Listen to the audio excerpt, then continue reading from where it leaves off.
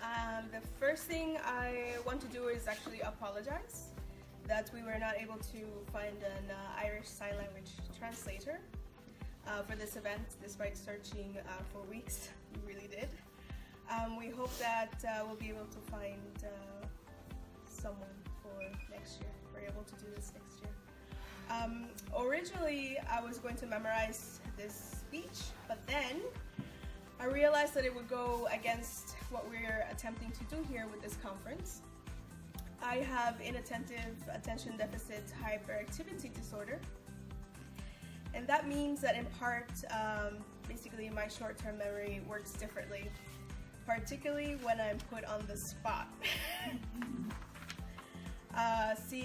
My brain it never stops thinking and chattering, which makes focusing on specific things more difficult than it would be for someone that does not have ADHD. So my brain is split between trying to focus on the moment right now, the nervousness or the excitement, or basically thinking about the vegan donuts that I had this morning, or the new Daddy Yankee song that was just released. I don't know if you've heard it, with Janet Jackson. That's pretty awesome. And basically about 20 million other things all at the same time. So this means that I actually find it easier to read this to you in order to anchor my brain to the present moment and make sure that basically my message to you is being expressed in the way that I need it to be. I will also probably make reading mistakes and lose my place, as ADHD also affects how I experience reading. And that's just it. Those of us from marginalized communities experience the world much differently than the accepted and standardized norm. There's nothing wrong with me. I'm simply neurodivergent, and therefore my brain just works differently. Just because I'm doing vegan or animal rights activism does not mean that my neurodivergence takes a back seat, though. It's how I experience the world and how I interact with it. I can't just, leave it at the door, which is something I hear quite often from the vegan movement as a response to those that let the movement know what we need. Unfortunately, the world is not set up to understand what is considered normal to someone else like me, and instead I'm expected to assimilate, to adapt, despite it being against my own nature. There are some of us that are also marginalized in different ways for more visible reasons, or reasons that are obviously visible to the world. And this affects every aspect of our lives and everything we set out to do from the time we were born. As a person of color, I'm perceived through biases that I must navigate in spaces that are often not aware they act on those biases. Why?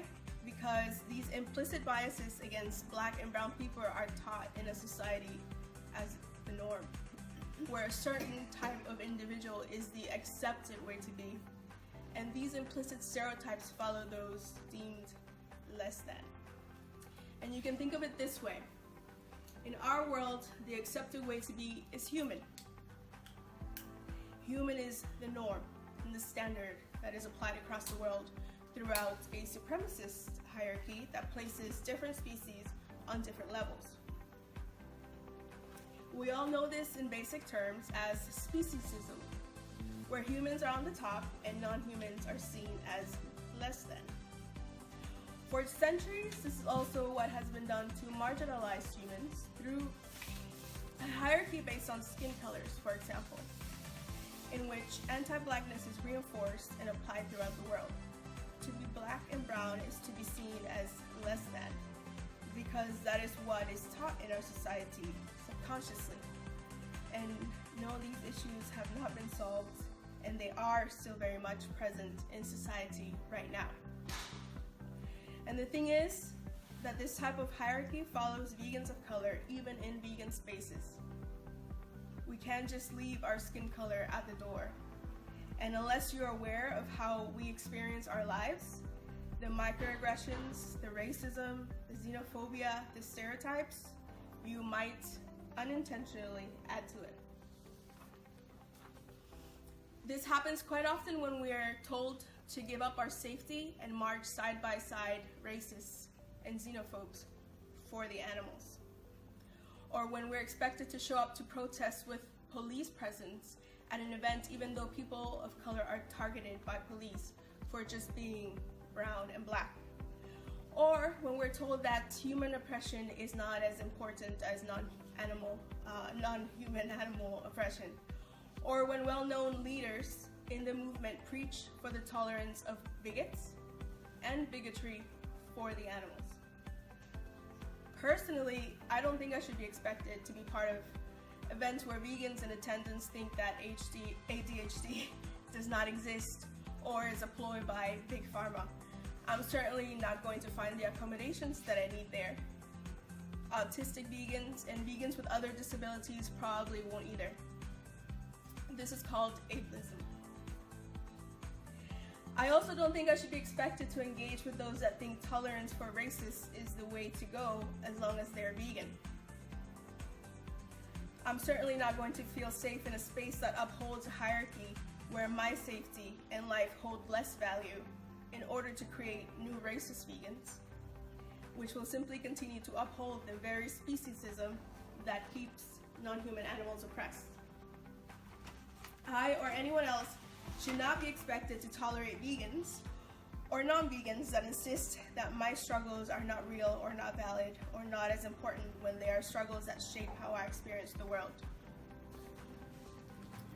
And you don't have to understand it.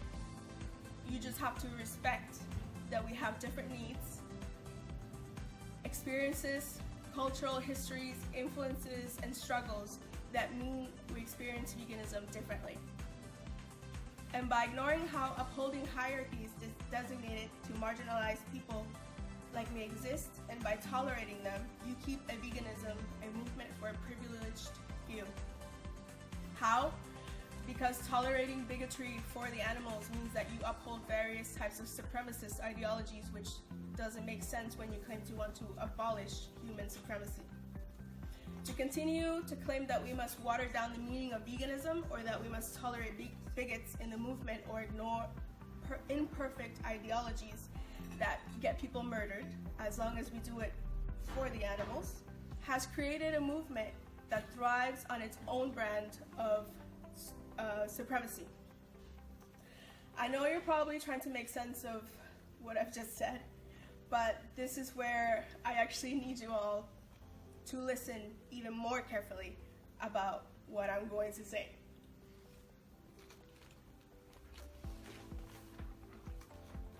If you, as a white person, white passing person, or privileged, marginalized person, claim that the struggles of other marginalized humans do not matter as much as non-human struggles, or that our struggles are not all valid or important in the quest for justice and liberation of non-human animals, you're upholding a veganism that thrives on intermingling supremacies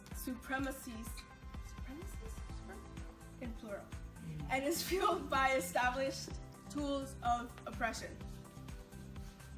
This brand of single-issue veganism, which has become the mainstream norm, is lacking in the awareness of animalization as a tool of white supremacy and how it gave rise to an offshoot of speciesism, racialized speciesism, that actually affects people of color specifically.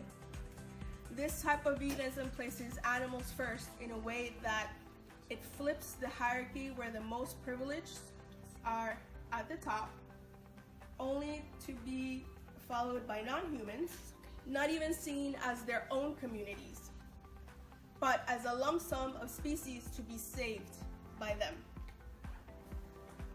Then we find marginalized humans at the very bottom, as their struggles are seen as less than and not real or worth addressing. Ironically, marginalized humans are routinely told we can speak for ourselves, while continuously silenced when we try to tell the vegan movement what we need to help veganism spread, because our oppression directly impacts non-human animal liberation. In essence, single-issue mainstream veganism has not actually disrupted speciesism. It actually thrives on human supremacy. Mainstream white single-issue veganism has evolved into a movement that assigns values between species, humans and non-humans, through upholding the experiences of those that do not have awareness of oppressions that they have never experienced because of the way the world is set up. This has happened by the continual tolerance of isms, and despite being told repeatedly that racism, transphobia, classism, ableism, and many other forms of oppression exist, are alive and well, and intersect with one another to complicate our activism even more. Yes, veganism is a movement centered on non-human animal liberation. However, human and non-human oppression is interconnected. One will not achieve liberation without the other. Veganism will not achieve its goal if it does not acknowledge the need to embrace a veganism that is consistently anti-oppression. Veganism will simply continue to be just another form of supremacy centered on the most privileged, with the most resources, if we do not work on root issues.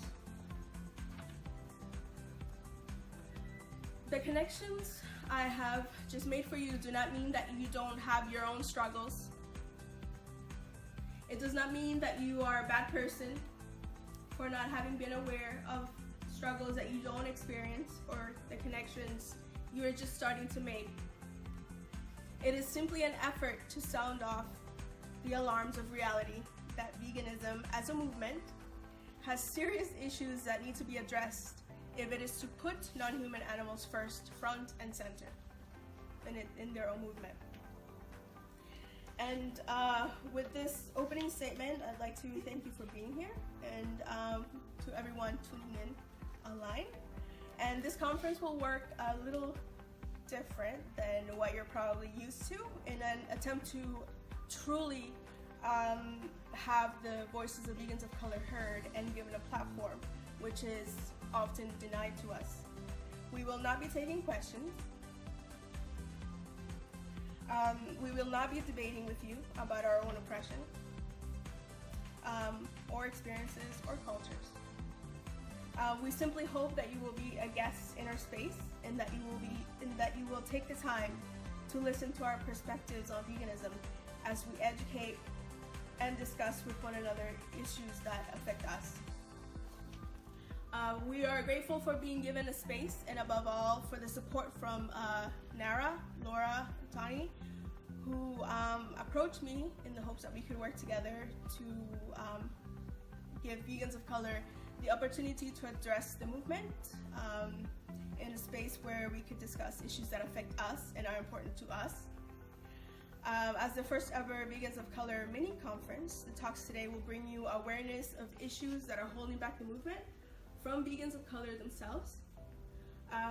We are members from the world's majority, and it is not an understatement to say that you will not achieve non-human animal liberation without understanding veganism beyond how you experience it. If you take any understanding with you from tonight, let it be that we are asking the movement to embrace a veganism that is consistently anti-oppression, one that is aware, willing to evolve, one that understands the connections between oppressions, and one that does not add to the oppression of marginalized humans and non-humans alike. This is important for all vegans from all walks of life.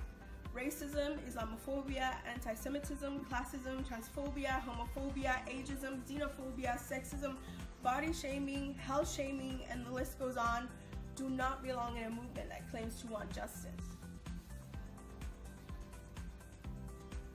Non-human animals are truly centered and first in their own movement when we make sure not to add to the oppression of others, and when we work towards creating spaces and campaigns that address root issues. A veganism that is consistently anti-oppression means more people going vegan.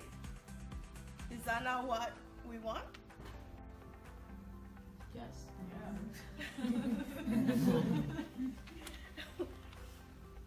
So this is the start of a very important conversation that we all need to be having across the globe. I have worked hard with other vegan activists to create resources to help you understand how to create the most effective movement. And before you think, oh, she's just trying to sell us books and stuff, I'm really not. There is like literally like I'm not.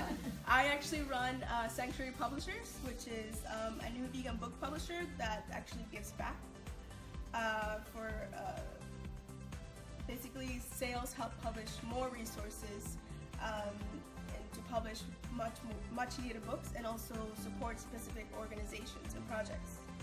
I need to drink.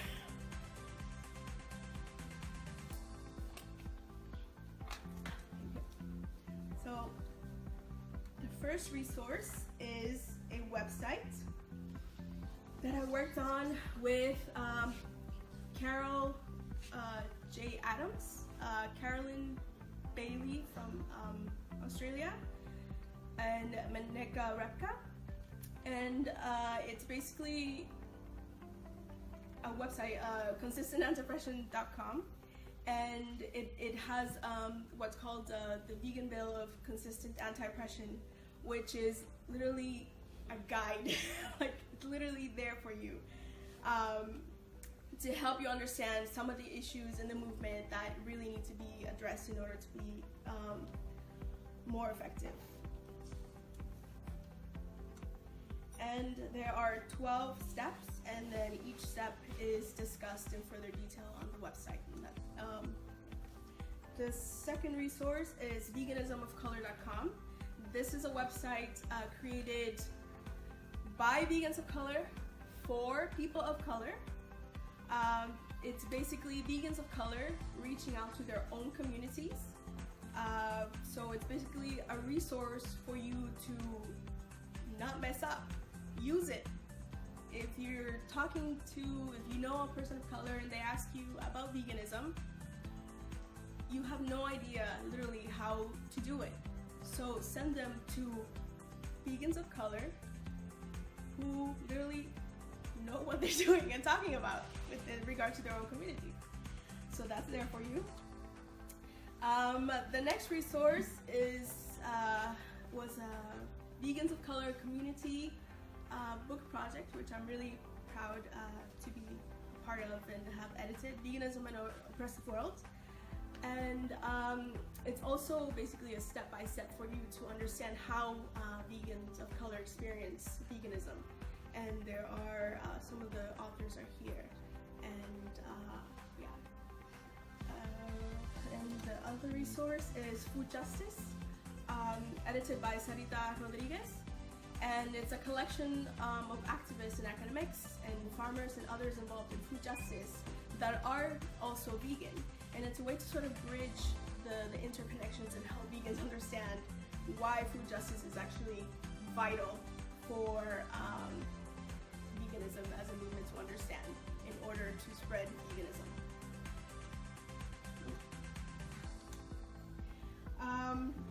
So I've actually made a list of these resources because I knew none of you were gonna write anything down. Yeah, no, I know. So resource, please take one before you leave. And also I do have copies of the book because, so they are for sale because each book actually supports the publication of other books and supports projects such as Chilies on Wheels, which helps feed vegan meals to people in need, and they're also working in Puerto Rico. Sorry. So, oh, you can ask me later. It's so reading. So, please, if you're interested, come talk to me after. And please take the time to read all this stuff, like it's literally there. And a little bit about tonight. me the intro, then we have talks.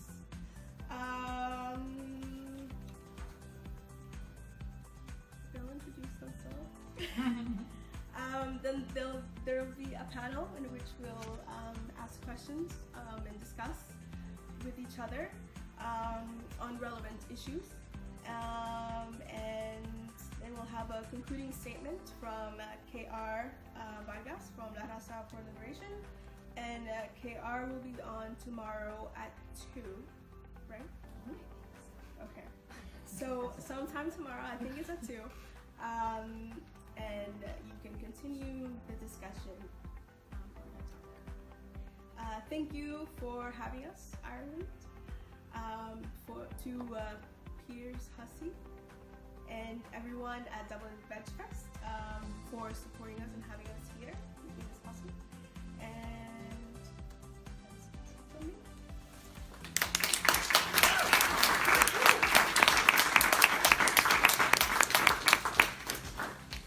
So next up is Dani Black.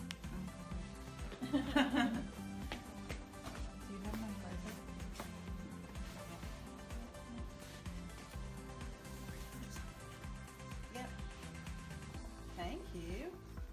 Oh wait, I can't see my notes.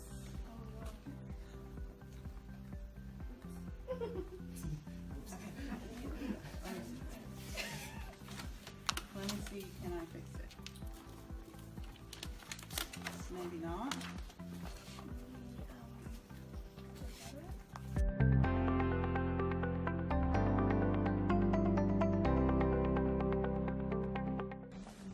Okay, ready?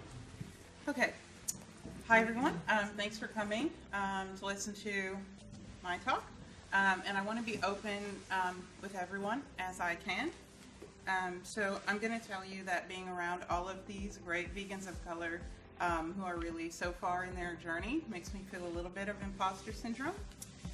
So I've been vegan for just a few years, but I've been me my whole life. So what I'm going to do is talk to you about stories, my experiences, what my life has been like, and how those stories and experiences for me relate to my current view of what veganism looks like. So people tell me that I like to tell stories, and I'm good at telling you all the details about the stories, and kind of my role in life in general is just being a storyteller and passing on information between people. And I suppose that's true. I do like to look at stories from multiple perspectives and see everyday situations and see what kind of connections I can make between what's going on currently in that story and what's going on in the rest of the world. I'm going to tell you some stories about like some girls, but spoiler alert, all the girls in the story are me, so it's kind of my stories. So, all right. So, like, this is me when I was younger, and by the time of this picture, this girl was assaulted by a boy who probably was assaulted himself. Too young to understand the concept of what sex is, and too young to understand what's happening, and yet still being sexualized. And for someone else's pleasure, someone who's far too young is being presented as an offering for someone else. Okay. By this time, the girl had provided a lot of entertainment for preschool and elementary school boys who looked up her dress, put their hand in her skirt, and tried to kiss her in the hallway. Again, for someone else's pleasure, people put you on display and treat you kind of like a plaything.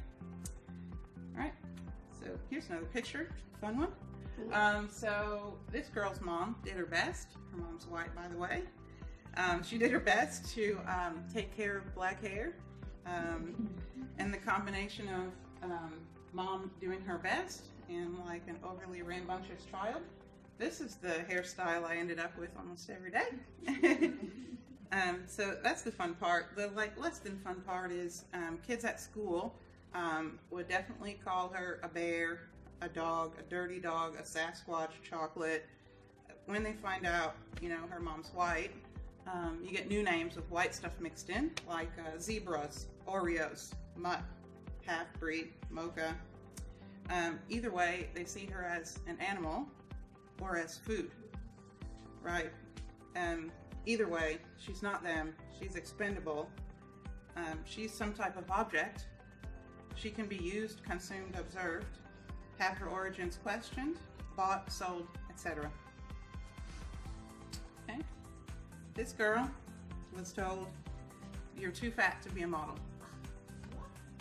We need to make the clothes look like something women want to look like. They don't want to look fat like you do. So I kind of laugh every time I see this one, because I was like a size 8 at the time, and they said, "Way too fat. You're way too fat to be a model. You will never make it in this industry. You can't look like this. This is completely unacceptable." But I laugh because this is like, anyway. So again, hair, not easy enough to manage it. You need to straighten your hair. You need to, in order to have any kind of value and be worth money in this industry, you need to show yourself to be a healthy weight. You need to show yourself to be healthy size. You have to have the right skin color. You have to make sure you tan appropriately, not too much, not too little. You need to have your hair be perfectly organized and your makeup be exactly on point. The only thing you need to do is modify yourself at your essence so that you can maximize value for other people.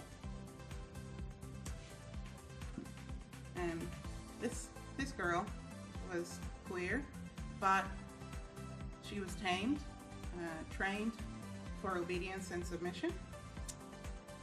She learned that even though she wanted to be free, she needed to be useful to a man.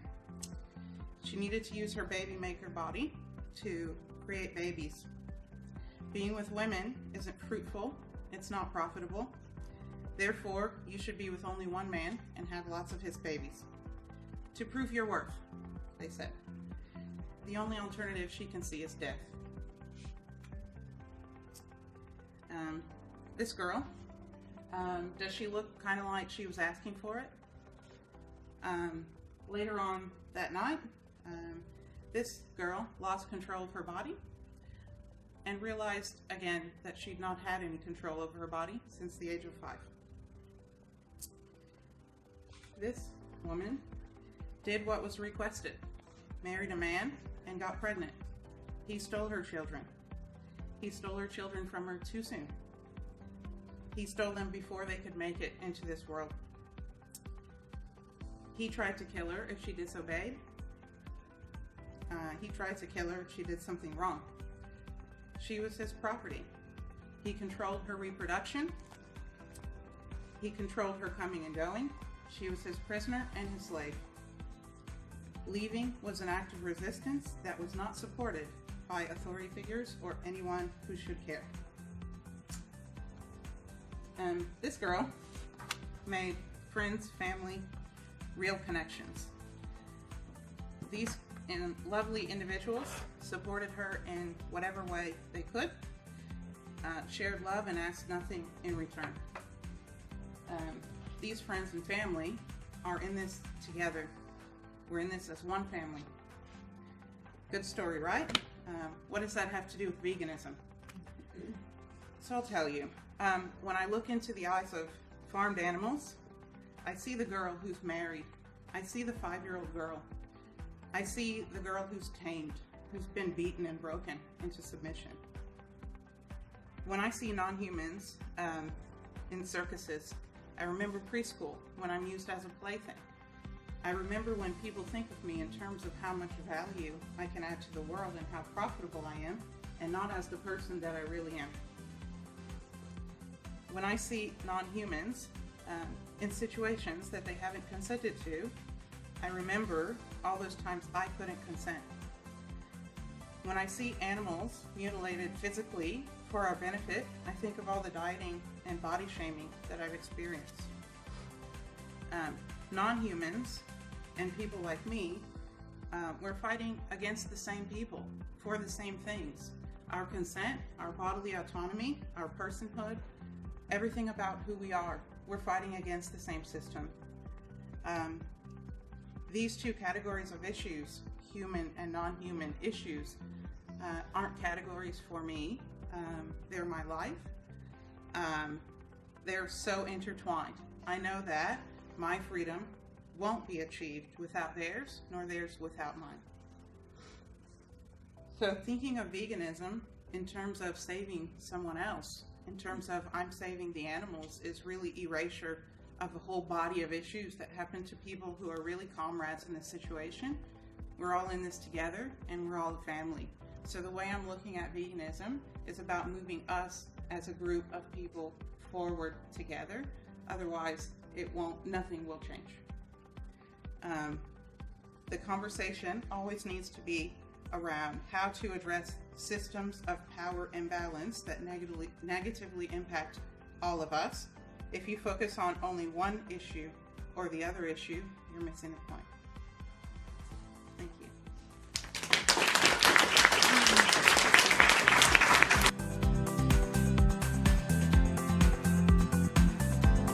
And I apologize about my voice. I actually have a cold right now, and it's also really dry here, so if it sounds like I'm gasping for air, I probably am. I'm very excited to be here over Skype, and this is such a wonderful opportunity.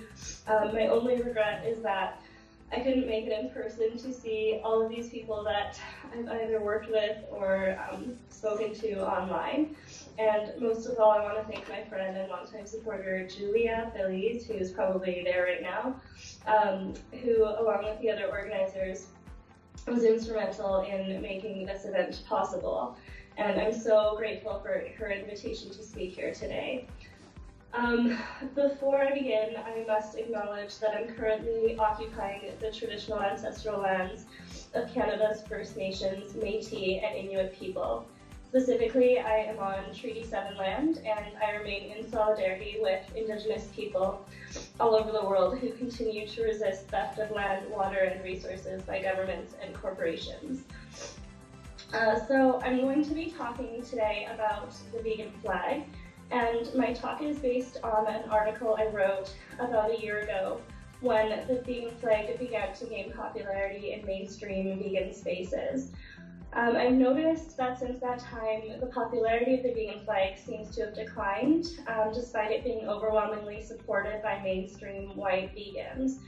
And I'm not precisely sure how to account for this decline, but I do strongly feel that a critical discussion about flags and what they covertly represent is still needed if we, like being those of us in the human community, are to address oppression in a consistent and radical way. So a recent example of this is the rainbow pride flag. Though the flag is meant to reflect the diversity and unity within the LGBTQ+ movement, Black, Indigenous, and other trans people of color remain the most marginalized. They experience disproportionate murder rates and are overrepresented in prisons while lacking representation even in queer-friendly spaces like pride parades, marches, and the media. Recently, Daniel Caemawr, who is white passing, came up with a reboot of the original flag to include a striped chevron. I don't have a PowerPoint, so you're gonna have to picture it, overlapping the initial design of the flag with the colors of the trans flag, along with black and brown on a triangular arrow pointing to the right, which is meant to represent progress. The problem here, as Julia Feliz has pointed out, is that this design appropriates the Puerto Rican flag. Daniel has exceeded his their original goal of 14,000 on Kickstarter of this campaign, while Julia, a Puerto Rican person of color, has not received any significant funding for the new inclusive pride flag that she conceptualized and brought into fruition with graphic designer Haley Brown, and both of them are vegan.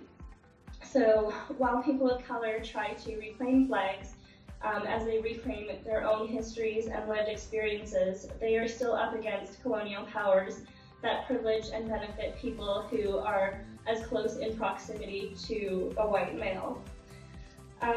So moving along to the vegan flag.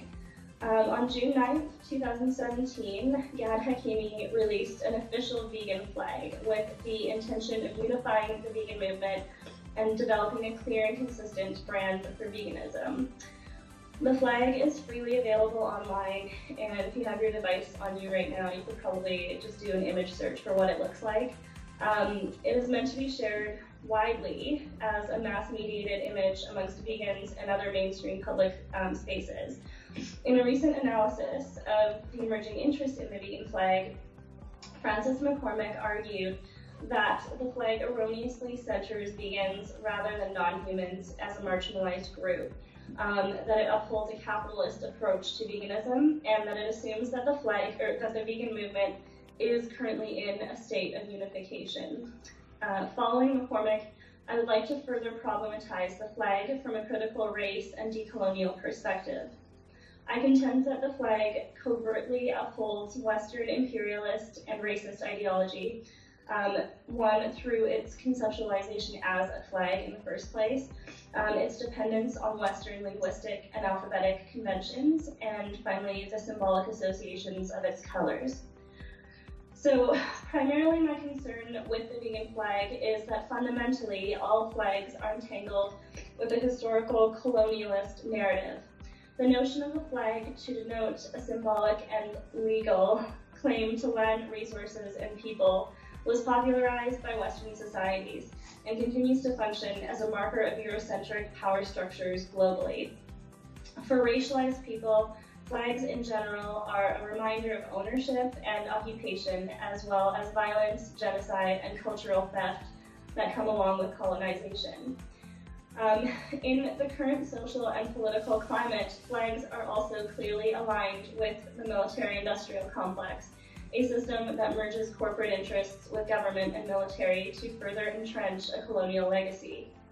In addition to upholding speciesism by displacing non-humans from their natural homes and forcing them to participate in military activities, the immediate connotations of nationalism that are conjured by a flag are underpinned by the school-to-prison pipeline and an overrepresentation of racialized people in prison systems. Therefore, marginalized groups remain subjugated as a result of what flags represent. Even seemingly benign uses of flags, such as the Girl Guides flag, are still connected to colonial traditions and participate in a system that continues to uphold Western imperialism and values. As a Girl Guide myself for many years, I can still recall part of the Girl Guides pledge. It might be different in other parts of the world, but in Canada, it stated, "I promise to do my best, to do my duty before God, the Queen, and my country." And we recited this with militaristic precision every week in Girl Guides. So by ignoring this history and its residual effects, the vegan flag perpetuates the myth that a flag is an appropriate and universal tool to unify vegans of color with the mainstream white vegan movement. So in the vegan flag, the dominant visual element is a large V located in the center and extending to the top corners. The V represents veganism in English and in other language systems that are Eurocentric in origin, but it also signifies the colonization of ideas and language by Western cultures. While the term veganism is still fairly new to Western discourse, there have been civilizations throughout history and around the globe that ate veganically and continue to celebrate their identities through the consumption of only plants. Indigenous societies all over Africa, India, the Shakaharis, for instance, Southeast Asia, excuse me, and the Americas who use different language systems but have been eating this way for centuries have been effectively erased by this flag.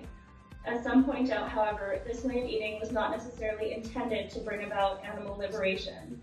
Yes, that is true, because indigenous societies that lived with a reverence for the earth and understood our connection to nature were also not factory farming millions of animals and reducing the status of these animals to commodities. So there was no need to hashtag empty the cages until white people invented massive killing operations and popularized capitalism. The idea of eating plants through the dominance of a V becomes congruous with mainstream, which is white veganism, and it is indicative of culturally coded assumptions of Eurocentrism and European alphabets as universal. Finally, the ideas represented by the color choices of the flag continue the embodiment of a Eurocentric representations of reality and truth. Although interpretations of colors and their meanings can vary, the designers stated, without irony, on their official website that they chose white for its associations with light, goodness, success, and beginning, and blue as symbolic of heaven. Again, the idea of heaven is primarily Eurocentric idea and eliminates many Eastern traditions. Further, the obsession with white as an indicator of goodness and success has been used throughout history to oppress and subjugate people who do not meet the criteria to be racially white. The reason the color white can be accepted as symbolic of goodness and success is because white people have determined themselves to be inherently good and successful, implicitly reinforcing the color black's negative interpretations. Thus, those who are not white must be better suited to a life of enslavement and servitude. This paradigm is reinforced by the blazing white V on the vegan flag, reminding us that the vegan movement is a white movement, with the most dominant vegan voices being those that de-emphasize or ignore racism and other human struggles in the quest to forward animal rights. So I argue for a rethinking of what symbols we use in the vegan movement to represent unity. And that is all I have to say.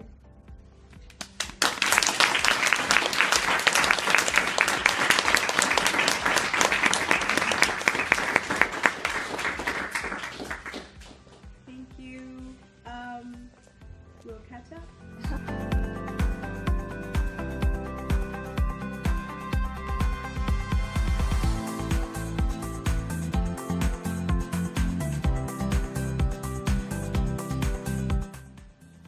Hi. Hello. Hi. So my name's Selena. Selena Caemawr. Caemawr is a Welsh word.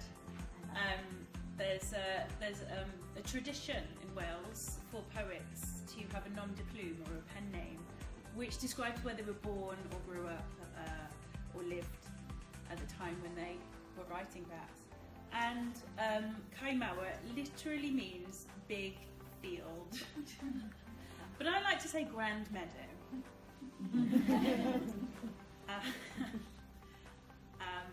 So I'm going to be talking about ableism within the vegan community.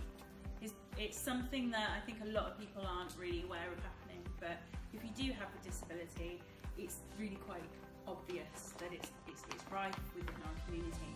So I just want to give us an opportunity to explore what that looks like and how we can tackle it as individuals. So, this is me. I'm a poet and activist. I'm the director of Aubergine Cafe, an events community interest company, which is a social enterprise that's been set up to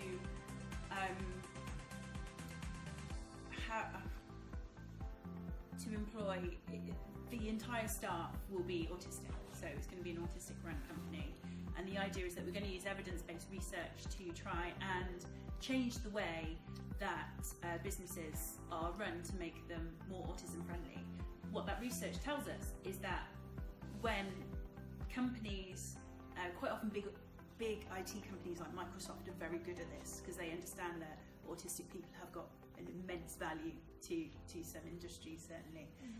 They're very good at participating in this research, and what they show us is that to make an organisation autism friendly, you actually make it people friendly. Everyone communicates more clearly, people are more comfortable and happier in their work. When you have a happier workforce or community, they give back more, so they're more invested. So the idea of this is of that organisation is to try and close the employment gap for autistic people. Only 17% of autistic adults.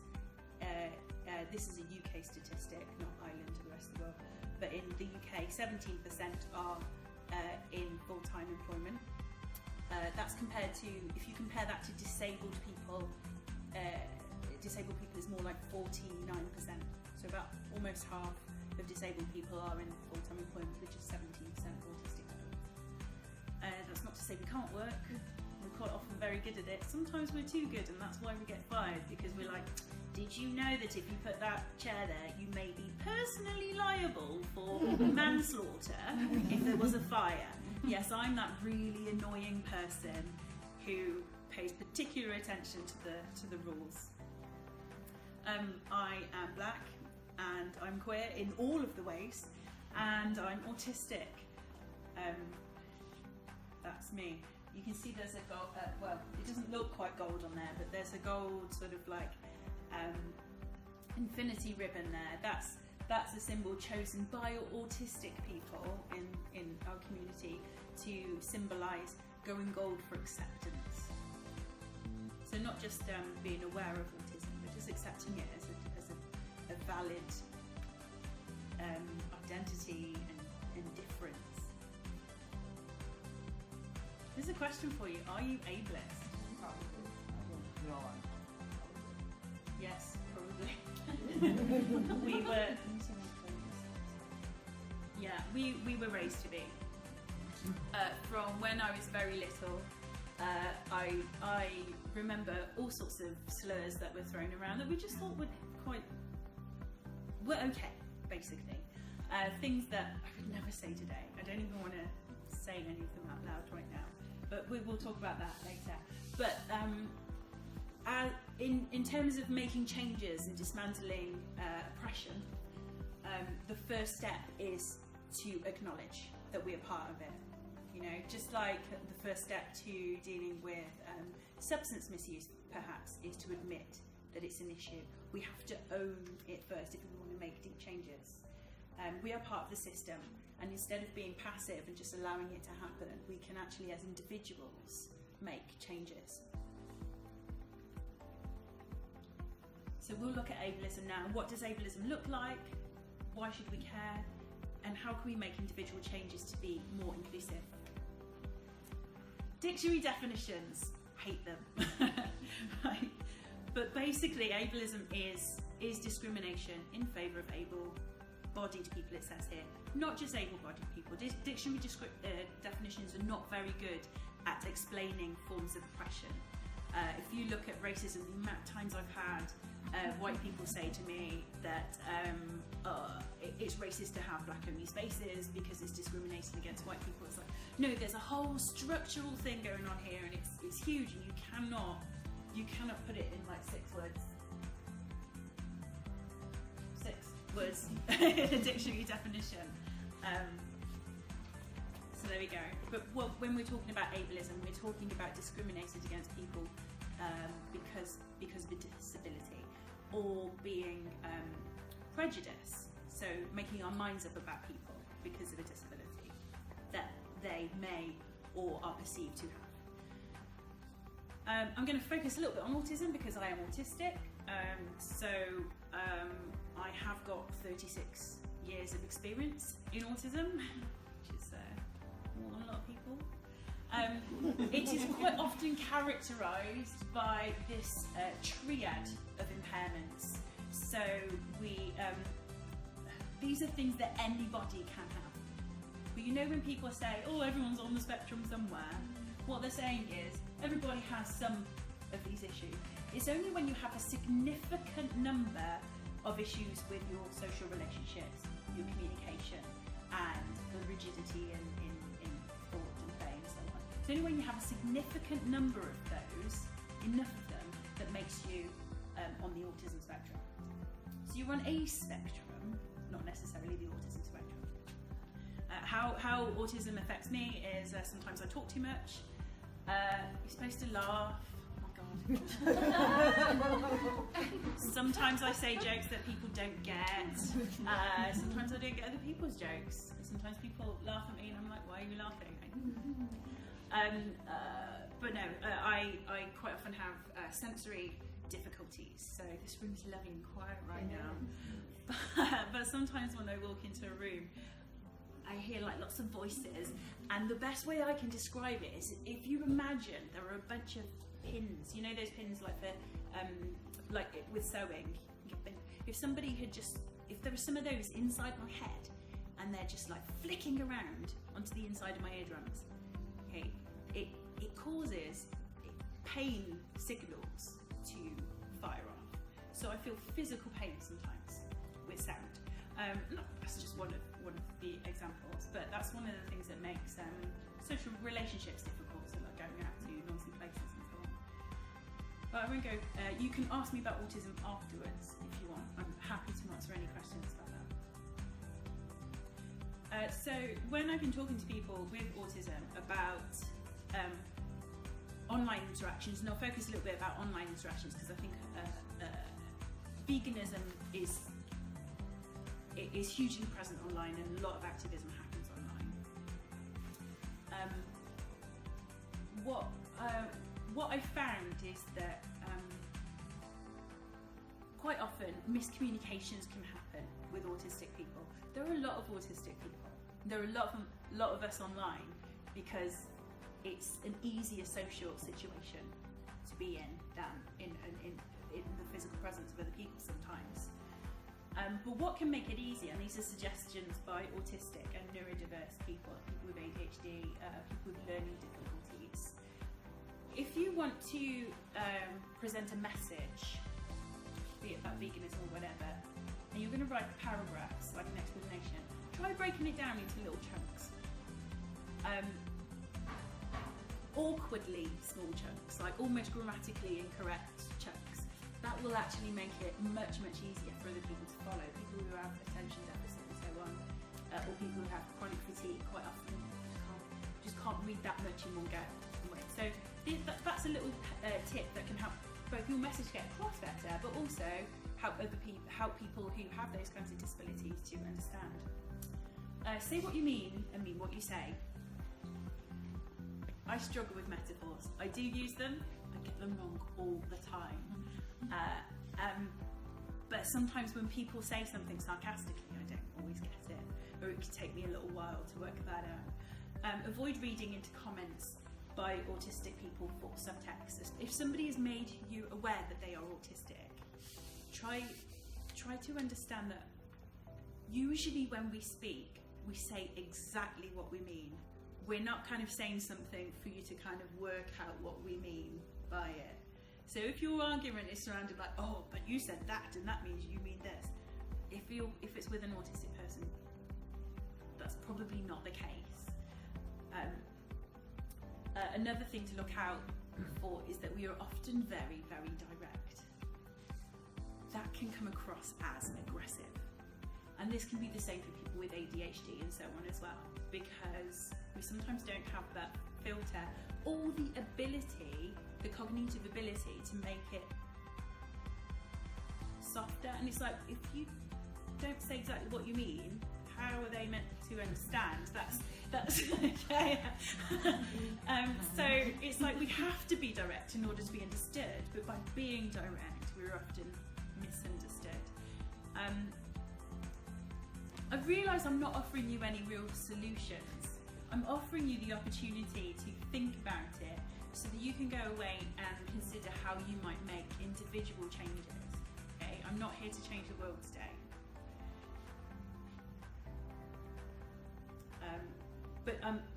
But I do want to come back to that aggressive thing. I do have a friend who was told like every day that they're aggressive, and it really severely harms their mental health because of it.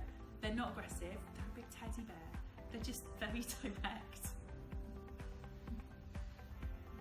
Hey, ableist bingo. I don't know if you can see that. These are some examples. No, I didn't write this. So what I've done is I've tried to pull things that are readily available online so that if you want to go ahead and look things up afterwards, you can go and search for them. But if you were to Google ableist bingo, the search engines are available, then you might see some of these things. So being ableist doesn't necessarily just mean being directly directly attacking somebody because of their disability. I want to point out this one. So in the disability communities, I don't know if you can see, everyone can go vegan. That said a lot, but this wasn't, I don't think this was written by a vegan. I don't think Mr. Jenny is vegan. But this is the message that we're presenting. We're presenting that vegans are ableist. That veganism isn't a safe place for autistic people. And it's not just those ones that are like saying, oh, I can't go vegan because this and that. No, the whole like autistic or disabled community will be like, veganism is quite ableist, right? And it is, sorry. Move on now. I want to introduce you to Sam. So Sam here, Sam is disabled, they don't have a colon. They've had lots and lots of surgeries to treat their disease, which is colitis, and many of the complications that they have with it. Now the thing with Sam is that when they eat vegetables, they come out and digest it. So yes, they bite into a carrot, a few hours later out comes a carrot. So they can't actually absorb enough nutrients for them to sustain life. They don't have a choice to eat a vegan diet. So that's Sam. There's Avery. Avery's autistic. They eat only bland, mild foods. Very, very simple textures. Nothing too sort of like crunchy, nothing slimy, like no mushrooms or anything like that. Trying new foods spells very, very severe mental distress, meltdowns, and disordered eating. An eating disorder. But with lots of help and patience from others, they have begun to eat more vegetables, but so far not enough to cover their basic nutrition. So this person at this stage in their life is also unable to eat a vegan diet because they just wouldn't get enough nutrition. They are trying though, but it would be very, very easy for them to reverse that trying if people were to be very pushy with them. Sam and Avery are both advocates for veganism. Sounds weird, yeah, but they both understand the importance of veganism, and whilst they're unable to eat solely vegan because of their disabilities, remember they don't have a choice here. We're not talking about people who have a choice. We're not talking about veganish. That's a whole different discussion. They actively encourage others towards veganism through their actions. Sam, for example, runs a business, a community business in the form of a pub, and they have a whole vegan menu. If vegan groups want to come along and use their venue for events and so on, they will allow them to use it. So they're actually reaching out to many, many people in terms of vegan activism.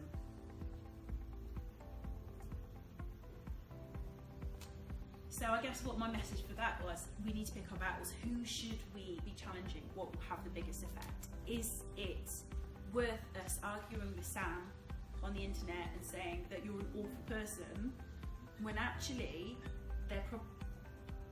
Sam's probably doing more than I am, I'll be honest. And this vegan utopia world that we all dream of is not going to happen overnight.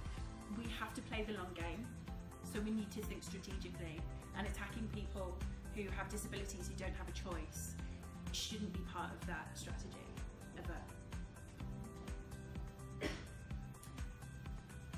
So yeah, does disability discrimination benefit the animals? Sam and Avery have been supported by vegans to promote veganism further, and as a result many more people are now adopting veganism. The net result is that more animals are being saved.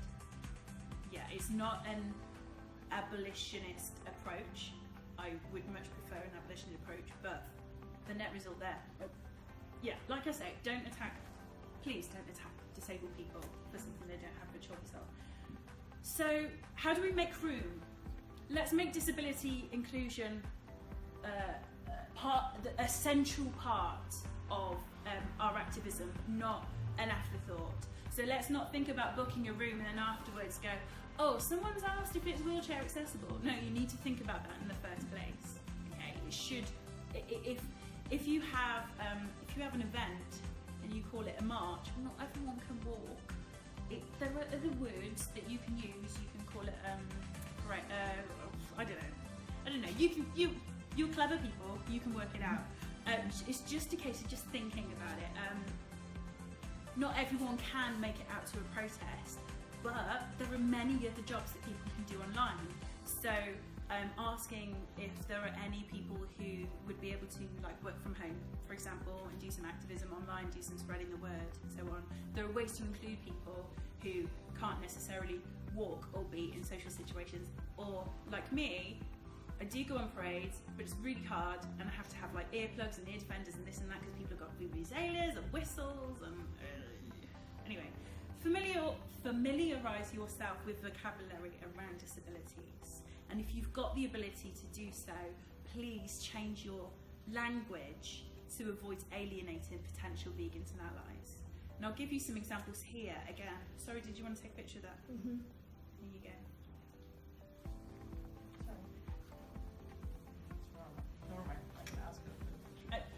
You can have a look afterwards if you want to run.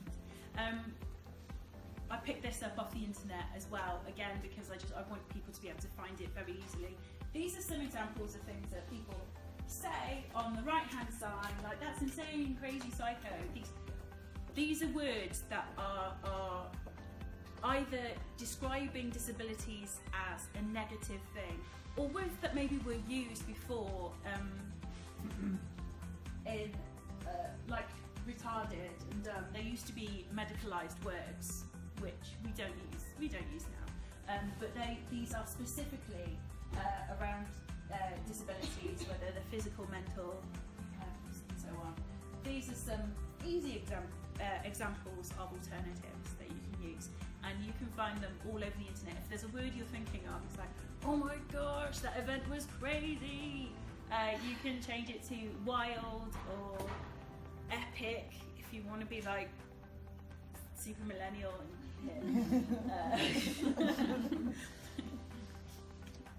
but also I do want to point out that it is awkward and difficult to change your language that you've been using your whole life. It's not as hard as changing your diet and all your clothes and everything to make them vegan. Okay, if we can be vegan, we can change some words. It's been mentioned in the previous two talks in the intro and in Dani's talks as well, that animal liberation is a natural next step from human liberation. When people consider the welfare of other people, it's natural to continue that onto animals once we get used to that, and I think that inclusive movements do benefit everybody. Do you want to do better? Yes. So I'm talking specifically in terms of disabilities at the moment, but this works across the board with race and so on. Support our communities, follow us online, share our work, uplift our voices. If you talk to me afterwards, I can give you some ideas of some people to follow on social media. And thank you for listening.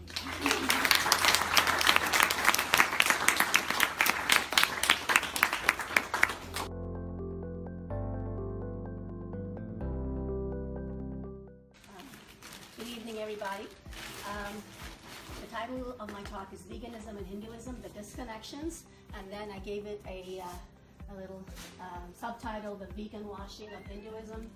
My name is Rama, and I want to say a little bit about myself. Can you make it full screen? Huh? Can you make it full screen? Oh, it's not full screen. You know it needs to be full screen? Because I got all kinds of animations. I want to figure this out. Okay. Yeah, works. So I introduced myself. As I said, my name is Rama. I came from a vegetarian culture. Okay, I've eaten vegetarian all my life, and I was taught eating animals is disgusting. Is it okay for me to walk? I guess I shouldn't be walking. Yes. Okay. Maybe I should stay in one place. it's disgusting, particularly because we cared about them. It's just because it's disgusting. Oh, milk is okay. Milk is pure and white. Milk is fine, okay? But then I just, but yeah, a vegetarian all my life. My social position is kind of the upper strata of the Hindu pyramid, I guess. So I was born into a Brahmin background, right? Oh, great, it's wonderful, right? So, and I'm not even going to look, but I'm sure some of you here, maybe not, but some of you here, you're vegan and you think you're almost a Hindu, or maybe a Buddhist or Jain even. Maybe you do yoga, and India is the land of vegetarianism and ahimsa. Maybe some of you think that, and that's kind of what I'm going to be talking about, okay? All right, so vegan washing of Hinduism. Okay, what this slide is about is I'm just going to tell you what the takeaway is in case people don't listen to any of the rest of my talk. So, what is wrong with ahimsa? Okay, and the Orientalist vision of India, and if the Orientalist has a big O, anyway, or what is wrong? I'm going to talk about that. I don't know about you, but if I go to my Facebook and I look and see how many of my friends, white friends, who have the name ahimsa, I'd say about 50. And I don't accept all the friends who ask me to friend them either.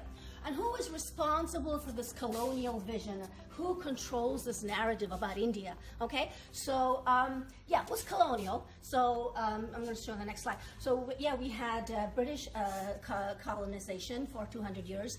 And yeah, so the Europeans, they made a story about India. It was very convenient for them. But then again, who is controlling the narrative? Well, I thought, yes, all white folks are doing this, but actually it isn't. It's me. I'm doing it. Us. We're doing it. The people from India who are controlling the narrative of the upper castes, okay? Because the other castes, they don't get to talk to you. They don't have a platform. I got this platform. You know, I get to talk to you about this. They don't have a platform.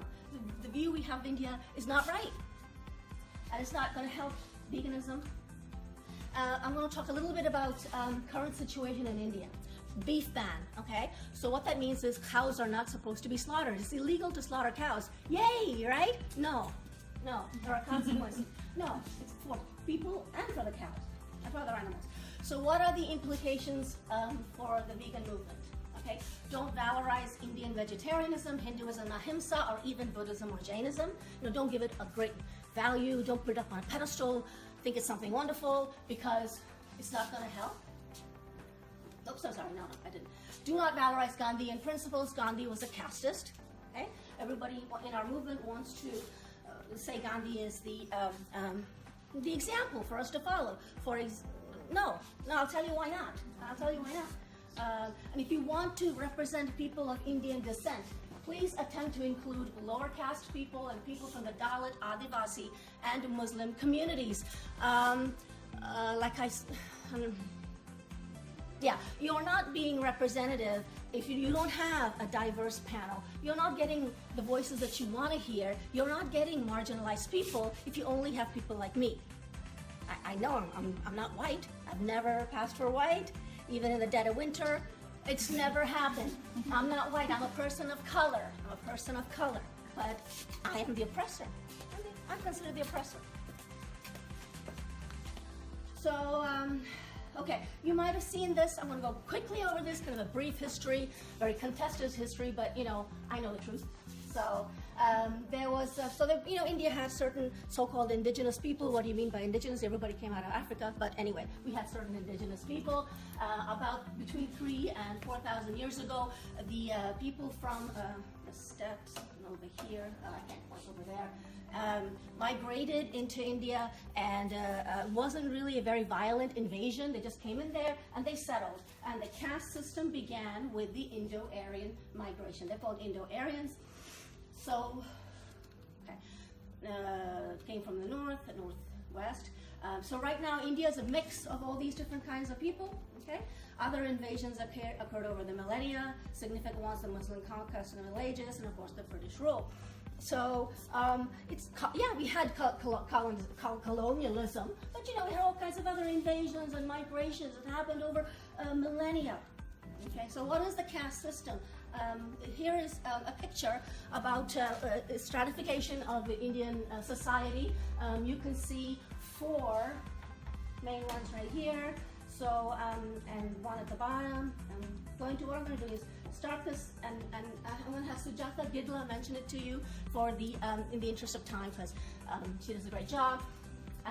Sujata Gidla is a writer and author of Dalit descent. She is a Dalit. So she's written this book called Ants Among Elephants, which has been highly celebrated, and I think she's going to write it. She is writing another one right now. I'm going to let her explain. The first time I knew that I was inferior, I probably was 18 months old. I knew that we were untouchables. Untouchability means actually untouchability. We cannot touch them. Caste is a forced occupation based on your birth. When I first came to America, people treated me equally. In fact, even in the beginning, I used to feel, what if they touch me? They're going to be polluted. One time, a boyfriend of mine was eating from something that I already touched, and he was going there, and I said, no, stop, I touched it, and his heart broke, like, you're not enough in India anymore. Hinduism more or less is an ideological, religious prop for this social system that is caste. Brahma, the creator, the Brahmins are supposed to have come from the forehead, and the Kshatriyas from the arms, merchant caste from the thighs, service caste from the legs. And untouchables are not part of any of Brahma, the creator. What makes them untouchable is they are assigned hereditary duties that are considered filthy and menial by the Indian society. Like the hardest jobs are theirs and the filthiest jobs are given to them. Based on these different occupations, there are about, in my area, 52 different subcastes within the untouchability. And my family is called Mala. Mala means people who do agricultural labor. And there are others who do like removing dead animals, burning the dead people, and carrying away human shit. My stories, my family stories, were not stories in India. They were just life. Your life is your caste is your life. At 26, I came to America, where people know only skin color. Only in talking to some friends I met here did I realize that my stories, my family stories, are not stories of shame. It's not healed. It is not healed. I'm going to stop that right there. So I'm going to go back. I think it gives you a very good idea of this caste system. So what Ms. Gidla was saying, she's like at the bottom, she's the Dalit, which is even outcast, which is not, out beyond the pale. It's not the first 4, okay? So these are highly marginalized people and margins of society. And how many people are we talking about? About 15% of India. So what, 1.4 billion, okay, India is, and then we have 15% Dalits, and then we have Adivasis. They are tribal populations, which is supposed to be another 10 to 15%. So 30% of India is this marginalized population. So 30% of 1.4 billion, but 400 million people. 400 million people, and then there's this row right here, which is they are as bad as treated as badly, some of them. And let's talk about this set right here, the top caste, the Savarnas. That's supposed to be 30% of India, and the Brahmins, who are right on top. Can you guess what percentage they are? Yeah, about 5. Okay, in South India, where I'm from, it's 2.5%. 2.5%. Okay, so when you have a panel and they're Indians, they're all Brahmins. I mean, whether that's in India or in the USA, are we representing India? We're not. Okay. Okay, let's move on. So I just want to show you this picture. It's a documentary called India Untouched by Stalin K. It's free to watch on YouTube, and I recommend that you watch it.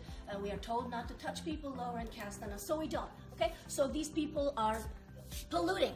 We don't touch them. In fact, you can't. Their shadow is not supposed to touch you, and various other things which I don't have time to go into. So what is the caste system? Well, casteism and speciesism, they're the same. Look at them. I mean, not the same, but look. I mean, so before I was, and you know, I learned this pretty early, right? We learned to be speciesist very early. Before I could even talk, I had speciesism in my head. So, and before I could even talk, I had casteism in my head as well. Yeah, I had them both in my head. Okay, so these things, one of the reasons, I wanted to take a picture. oh, I'm sorry. That's, Sorry, do you mind doing I have it up on my page and everything. You can totally take it. It's widely available. Okay. So what is it about? Okay, what's it going to do with what we eat? Well, Dalits, who are the poorest people, well, they eat what's thrown out and whatever is available, because you know the upper castes are drinking milk because it means lots of cows, and the cows die. Dalits can't afford the milk, so they eat the dead cows and they skin the dead cows, and so that's part of the reason why they are polluting. Okay, that's why you can't touch them, and that's why they're dirty and disgusting, and you can't look at them, all this kind of stuff, right? So, okay. I'm going to bust a few myths, okay? India, are we vegetarians? Well, 29%, okay? So, and when we, and take a look at where I come from, which is the south of India, we've got like 2% of the people being vegetarians. That's a little green spot in the middle. Okay, about 2%. Now, when I say, 71% are non-vegetarians, what does that mean? Are they eating the vast quantities of meat, eggs, and dairy that the Americans are eating? 220 pounds per person this year? No, not that, of course not. But we're talking about identity. Okay, so if you gave this purple a cow burger, they're going to eat it because they're non-vegetarian. They don't have a problem with that. So, you know, India is not vegetarian. And here's another tweet. There's a great Dalit community on Twitter, and I try to follow them. And this person's name is Christina Thomas. And she's saying, oh, it's a funny conversation. So person A, is there non-veg for lunch today? It's happening in India, so it's Indian vernacular, sort of. Don't know, I'm veg anyway. Oh, are you veg? Oh, yes, I'm a Brahmin. Well, I'm pure, right? Oh, I'm Dalit. I love non-veg, especially beef. So this person, I think it's Christina, she's trying to provoke, okay? You know, you might think I'm impure for eating beef, but you know what? I'm gonna be impure, so there, okay? So that's what she's saying right there. Sorry for this picture, but I wanted to, so I want to bring what's going on here, and I think the first slide that Julia had a really kind of this, but this is Kimlicka and Donaldson. What they're saying, dominant groups, okay, they think about individual groups in the way they're backward, they're barbaric, okay, the way they treat, in this case, animals. And what we're doing to these minorities, their practices are cruel, and what we're trying to do, we're vegan and animal rights activists. So what we're actually trying to do is improve the treatment of animals, but what we're actually doing is reproducing long-standing prejudices, and it can be seen that way. Just a couple of examples of this is, you know, I go to YouTube. This is Bangalore, one of the places I live. You could look up Chennai, which is the other places, you know, where my family lives. And when they say the upper caste landlords, they're looking for vegetarians. What does that mean? They're saying they don't want any lower caste people. We only want the pure vegetarians, right? That's not veganism. That's not it, right? So here's another one. They're saying, oh, we are going to make a whole community of Brahmins only, and this word sattvic right there means pure food. We don't want any of the other folks. That's what it's saying. Okay. So why is it the cow is sacred? You've heard India, cow is sacred. Why is the cow sacred? Why isn't the buffalo sacred? The buffalo is indigenous to India, and the buffalo gives milk. I know we're vegans, but you know, gives milk. Buffalo is also meat. So if a cow feeds animals, and that's why the cow is sacred, because that's what they say, why isn't the buffalo sacred? Well, because the cow is what the colonizers brought with them. They brought cows and they brought horses. They were pastoralists. Okay, so the cow is identified with them, whereas the black buffalo is identified with the indigenous people, and that's why the cow is sacred and not the buffalo. Now, what about Hinduism? Does it even exist? Yeah, obviously it sort of exists, but what does it really mean? Well, Hindu wasn't even used till the 11th century, because that's when the Muslims came, and so when the Muslims came in, then they had to say who's not a Muslim, and that's when the Indus, the name is where the Hindu comes from, that's when it started. And then colonial views, that people wanted to have this unified vision of what those people were, especially for missionary conversion, so they made this rainbow, this pantheon of religions and gods, and put it all together and made it Hindu, and tried to make it into one thing, try to fit into a form which doesn't really exist, because it's all widely varying, all kinds of practices. And we, some of us in India, the majority, have kind of drunk the Kool-Aid. You know, that we begin to believe in it. So what about ahimsa? Okay, well, the Rig Veda, which is the first sacred text written about 1500 BCE, talks about animal sacrifices. Okay, cows and horses and a variety of other animals. Yeah, ahimsa was there, but all the time sacrifices were there. I mean, what animals can be eaten? Pretty much every animal can be eaten. Like they talk about rhinoceros and alligator. Yeah.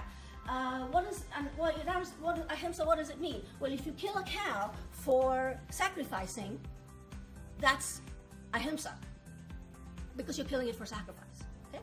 So if you kill a cow for a Brahmin, that's ahimsa.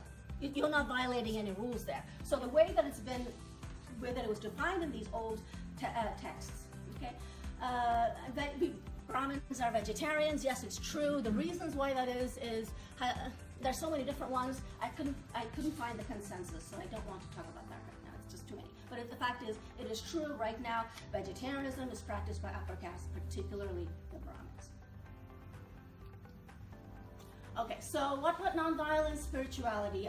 There is a famous historian called Romila Thapar. She says, you know what does that make any sense? Nonviolence.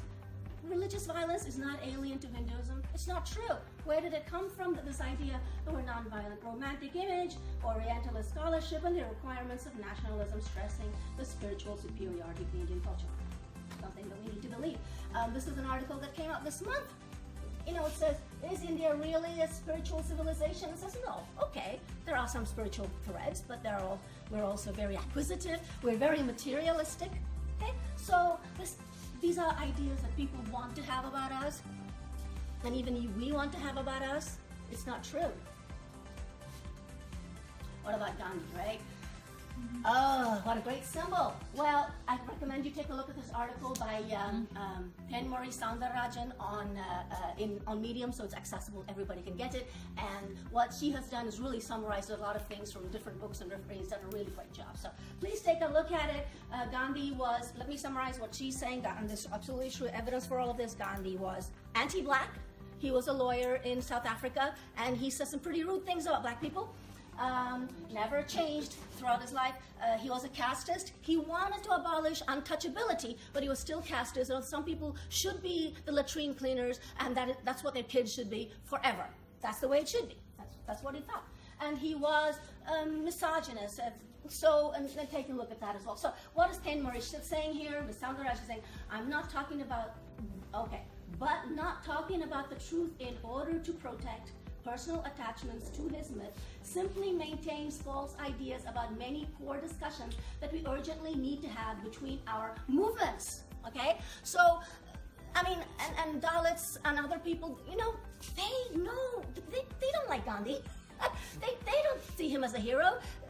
So, what are they going to think when vegans, especially white vegans, come along and say, you know what, Gandhi is our leader? This is Arundhati Roy. She's been amazing in bringing a lot of this to the fore. Now, you might ask, oh, this casteism is so bad as you say it is, Rama. Well, how come we've never heard about it before? Yeah, how come we haven't? And, you know, she asked the same thing. One of the most brutal modes of hierarchical social organization that human society has known. How come people outside India don't know about it? You know, when we hear about things like apartheid and racism, sexism, how come there's no outrage? Well, she says, oh, it's to do fuse with Hinduism, mysticism, spiritualism, nonviolence, tolerance, vegetarianism, Gandhi. Backpackers. Okay, here's the Beatles. The Beatles and the backpackers. But I love this. Okay, Dr. Ambedkar is a social reformer, economist, lawyer, politician from early 20th century, and he was, as I say, a reformer and from the Dalit community himself. So the old Orthodox Hindu does not think there is anything wrong in the observance of untouchability. To him, it is a normal and natural thing. As such, it neither calls for expiation nor explanation. So I'm talking about maybe my grandparents. The new modern Hindu realizes the wrong. That would be us, okay? But they are ashamed to discuss it in public for fear of letting the foreigner know that Hindu civilization can be guilty of such a vicious and infamous system or social code as evidenced by untouchability. And I think that's brilliant. So what about Hindutva, right? I'm not going to be way over. Oh, I have the timer going. Oh no, I'm over time. Okay. Means Hinduness. I'm going to go through it quickly. Basically, we have a right-wing power, a right-wing party in power, the BJP, the Bharatiya Janata Party. It's based on Hindutva ideology, which is about Hindu supremacy. Okay? So, discrimination against Muslims, lower caste, Dalits, Adivasis, and so on. Right? I'm going to skip past this. And so that's how the beef ban started. What is the beef ban? The beef ban is to marginalize Muslims and Dalits who eat cows. India still hopes to be the top beef producer in the world, or among the top 2 or 3. But they are lynching people in the streets. I'm going to go through this quickly, but people are being killed on suspicion of killing cows or eating beef in India right now. And this is not veganism. We don't want to support the beef ban. Cows are still being killed, by the way, in enormous, enormous numbers. This is a way to marginalize people further. I want to really read this quotes. I wanted to get quotes from some people about what they feel. So this is Charan Subramanian, Executive Committee member, MP there, the Ambedkar King Studies Circle, and they told me, I said, what do you think about the beef ban? How do you feel about it? I can ask the first part. Second, how it affected me, not sure. But anyway, they say, I wasn't consuming it. Just after the ban and subsequent atrocities on Dalits and minorities made me rethink and reevaluate my food choices. So I started eating beef as a counter narrative, and in fact, I do consciously making effort so my kids also doesn't have any sort of aversion based on some stupid preachings like I got from grandparents and parents. So what are they saying? Okay, so you have a beef ban. I know you're trying to marginalize me. Well, I'm going to eat beef on purpose. So the beef ban doesn't really work even, right? So I'm sorry, I went to this is an extra slide.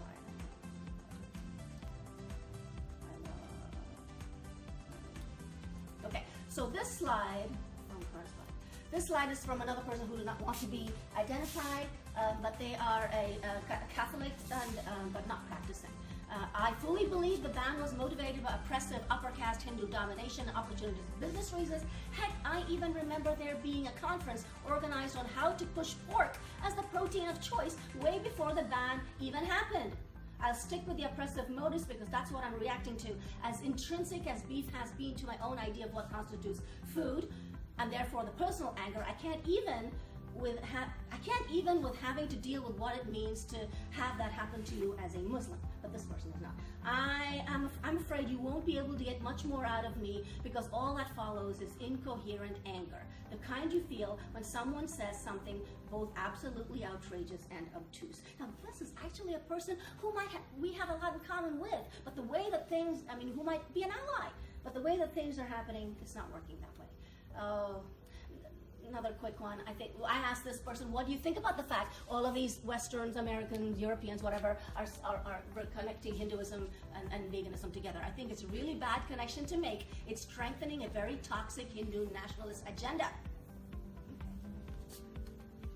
Then this is Devika Karma, she's on Cardiff, and then I asked them, why is it I can't get dollars to talk about this, because I couldn't get enough quotes from them. And she said, yes, I imagine they find it difficult to accommodate a vegan perspective when they're arguing for freedom of choice, but then the freedom of animals not being considered, which is incredibly sad. I do believe that veganism or vegetarianism should not be forced upon anyone, which is what the Hindutva is trying to do. Okay. So what I'm going to summarize: do not valorize Indian vegetarianism, Hinduism, Ahimsa, or even Buddhism. Do not valorize Gandhian principles. Have a consistent anti-oppressive approach if you want to represent people of Indian descent. Please attempt to include lower caste and Muslim communities. And I want to give you a few examples before I go. This is Dr. Tuttle, an email that was sent to me from 2017. Okay, so Dr. Tuttle, who's wonderful, I love him, he's actually a friend of mine. So he was shown around by somebody from the Sattvic Vegan Society. What does Sattvic mean? It means pure and unpolluted. It's a casteist word. We don't want that associated with veganism, okay? And then, oh, Indians will remember their roots. And no, Dr. Tuttle, oh, you have to do better. You have to do better. There's more to us. You don't know what casteism is. You don't know what's going on because all you've heard is narrative from the upper castes. Okay, some other people recently, so slick. I mean, Tobias, I've never heard him talk about Hinduism before, but all of a sudden he has a Hindu symbol, the Om symbol, and Ahimsa is his page, and you know, and then we have this bro attitude. James asking, he's going to give a talk on Ahimsa. Well, you know, maybe we can. No, we can't. No. No. And okay, what about this? Okay, save movement. Okay, we love the save movement. I mean, absolutely great intentions, but they follow Gandhian principles, and we know what some people think about them. Dr. Francione, he went to a Jain conference to speak about how can Jains be more Jain by being vegans. So, you know, you got to give it to him. He does do his homework, I guess, Dr. Francione. And Veg News and all these other news outlets, vegan news outlets, were so happy when the beef ban came along. And I don't know how Leo DiCaprio got into it. Oh, we were all so happy. And no. Okay, I'm going to finish. I want to give you a few tweets that I think are really good. I mean, I have so many. If I wasn't so good, I would have got. Here's one. How do you define freedom? Because Independence Day was August 15th. Okay. How do you define? So last month. How do you define freedom? What is your definition of independence? Would you call killing in the name of cow and caste freedom? Can a country like India ever be free from caste discrimination? This person is saying, what are they trying to do? They're taking away our food, suppression and undernourishment of a population, a cold and cruel tactic, a cold trick and tactic. And this person is saying, what are you talking about? India is vegetarian and privately loves the chicken. No, we're not lying. We're not vegetarian. Okay.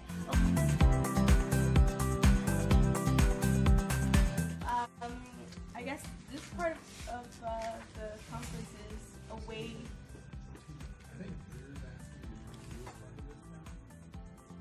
Oh, okay. Yay!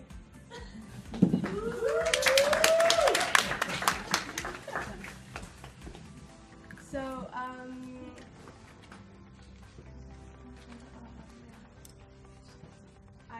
I don't remember what I was saying. We're having an ADHD moment. It's like, oh, okay. What now? Yeah. So I'm gonna ask questions and we're gonna discuss. So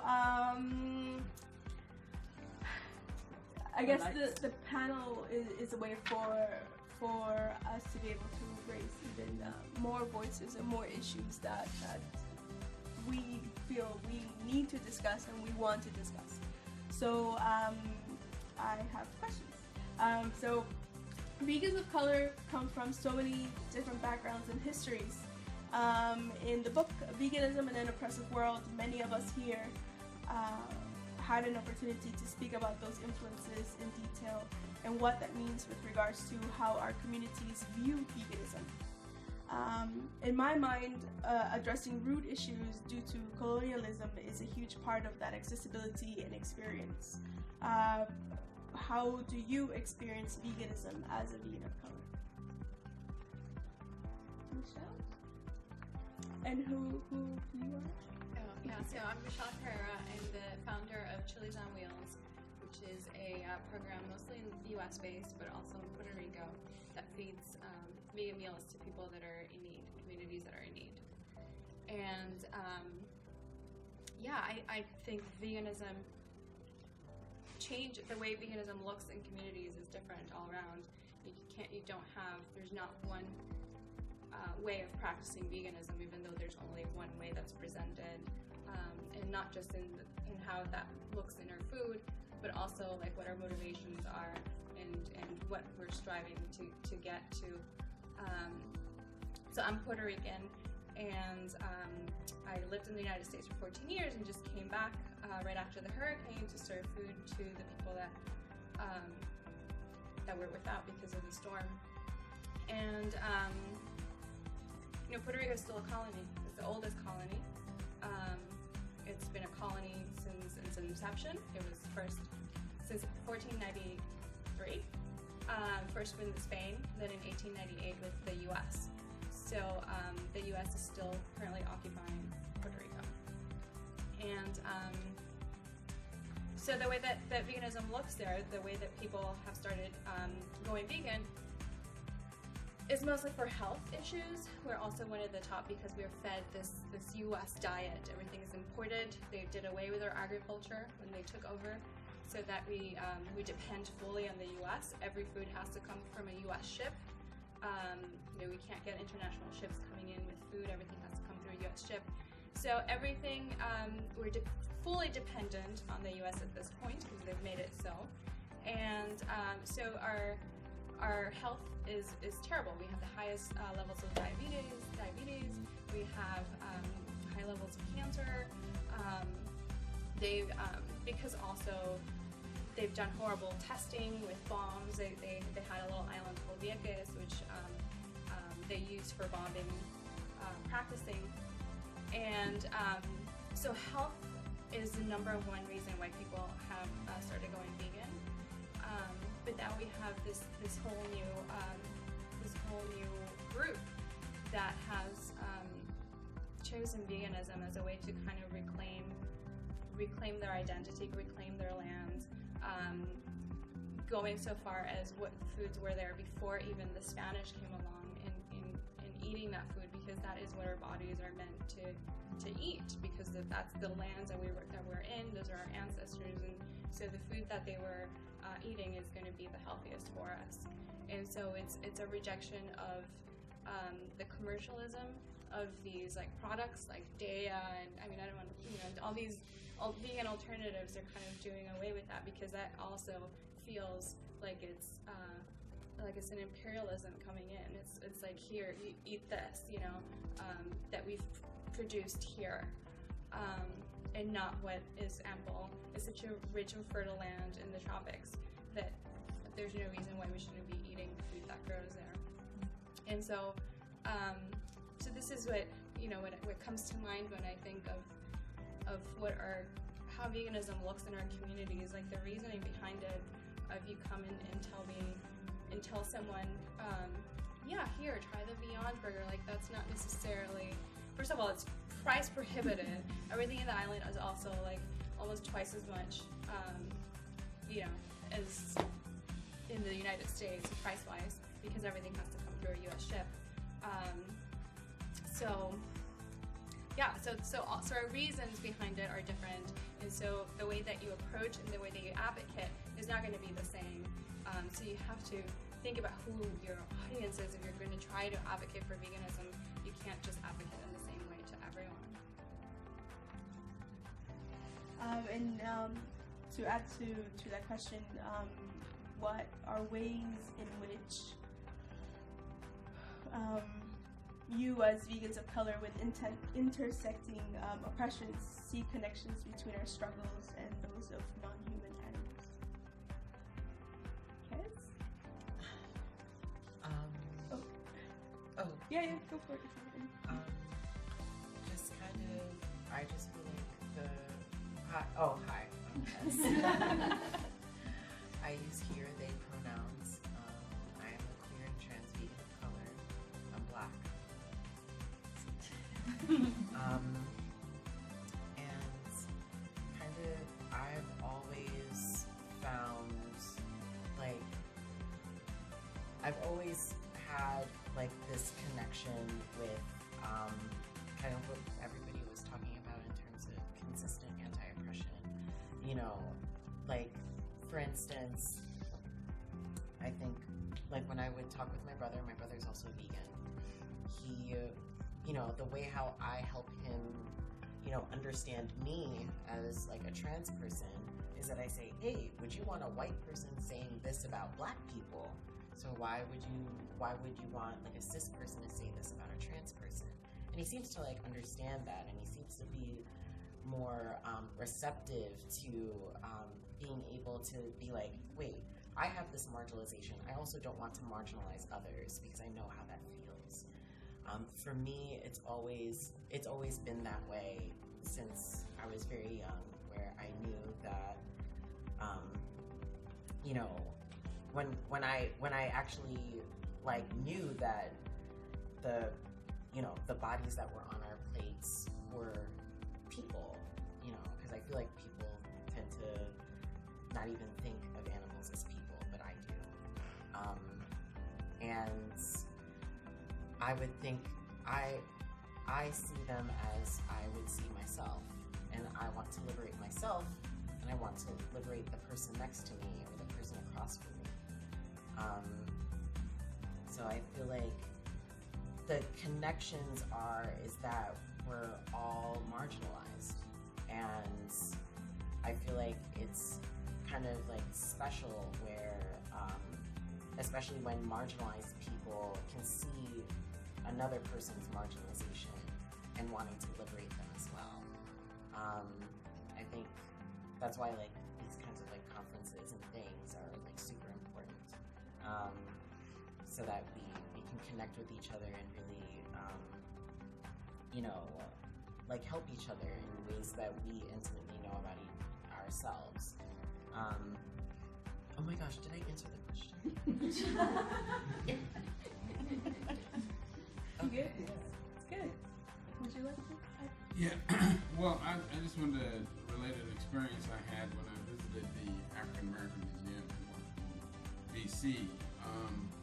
The African American Museum in D.C. is actually very well organized. It's an amazing museum, and it traces the history of the slave trade, starting off with pre-colonial days, and traces its history in the United States. And what was very, very interesting, and just a really powerful moment for me, was that